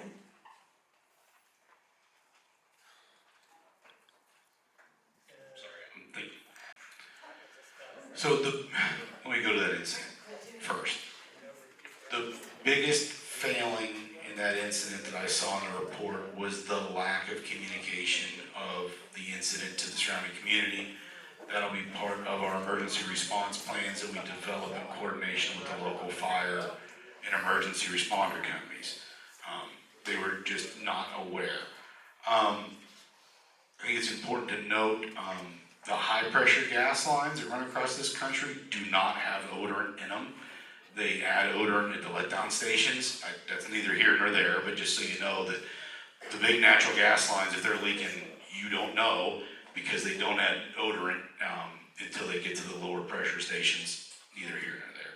I'm not going to say it's an advantage because it sounds terrifying. The CO2, when it is transported, if it does have a leak, since it does go from liquid to gas, it's very cold. You would actually see icing on the ground where the CO2 is leaking. That's a pretty good indicator that that's inappropriate, and that would be even caused with a very, very small leak, not a leak that would be great enough to result in somebody becoming overwhelmed by CO2 or anything of that nature. I'm sure this does not answer your question sufficiently.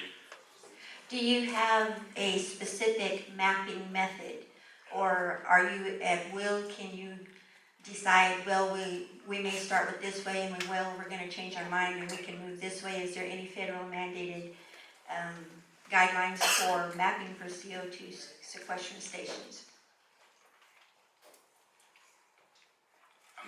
I don't know if I understand your question, and are you talking about the location of the injection wells? No. For you to do the pipelines? Yes, ma'am. Do you have a specific, are you mandated to follow certain regulations, or can you change Yes. that at any whim? No, so once I determine, I say, look, this is what I believe the route is, here's what we've determined, I do have to go get permits. Those permits are issued through Department of Natural Resources here in Indiana, and once I get those approvals, I can't just go changing the route without full review, and their approvals will require them to look at environmental impact, safety of the route, and give me all the required approvals to actually execute that pipeline. Okay, and I do understand the folks' concern, especially with this being a very first sequestered plant here. In May of 2023, more than 150 environmentalist advocacy groups, including the Center for Biological Diversity, Ecology Collaborative, Food and Water Watch, they all signed a letter to President Joe Biden calling for a new moratorium, I'm not saying it right, thank you, on new pipelines until federal regulations can complete work on new safety standards. Thank you. Thank you. Richard. We got one up here. Yeah, my question is, on the 21st is the day, I guess I'm a little confused. What happens on the 21st? No, that'd be the 22nd. The 21st is something they're looking forward to. Yeah, so that's the closure, the current closure of the public comment period. That extension was instituted, whatever, by the EPA, Thursday night or Friday morning after the public hearing. They're the ones that set the public, not me. They set the public comment period based off the public meeting. They said, no, this is no good, so they put 10 days on. I know several different organizations have requested extensions to those. I do not have a window into the EPA workings. They don't tell me what they're doing. I would expect there's gonna be 60 more days tacked onto that. Is definitely what it looks like at this point right now. We're gonna have another 60 days of public comment. Okay, so say the EPA does get a hold of you tomorrow and say that you're good to go, right? Does it even matter that we're here? Yes, so the EPA said, and what they give me is permit to construct. I do not get permit to inject. That's all I get from the EPA. Now, the permit to construct does not mean it overrides zoning or any of these other things. I still have to get all those approvals. I still have to go to DNR and get a well drone permit too. So then I go construct. I have a permit to construct. Just because I construct the well doesn't mean I get to inject CO2. If you look at the permit package they submitted, and I have it over here, there's a very specific pre-operation test program I need to do, right? It spells out all the things, and it's way more stringent than any normal well construction. So I gotta do core, tons of logging, injection tests, lots of stuff. I have to take all that data and then re-verify what I submitted to EPA the first time to get the permit to construct. I gotta give them as-built, show everything was built properly, pressure test. So like when I execute this well, all the cementing's tested, pressure fall off, a lot of stuff to prove this was done properly, done safely, is available. Once I have all that data, the EPA, then after their review, they would provide to us the permit to inject. But I have to get through construction before I can even get there. So there's a gated system to this. And then there's the other local stuff we still need to meet. Please go ahead. The operators were kind enough to loan us their facility until 7 o'clock, and I think we're about an hour and 20 minutes over, so I don't want to make them mad to where they don't want to let us come back for another session. And we thank everybody for their time coming out and explaining things, and thank you all for being civil. And hopefully we can get Wabash Valley Resources to come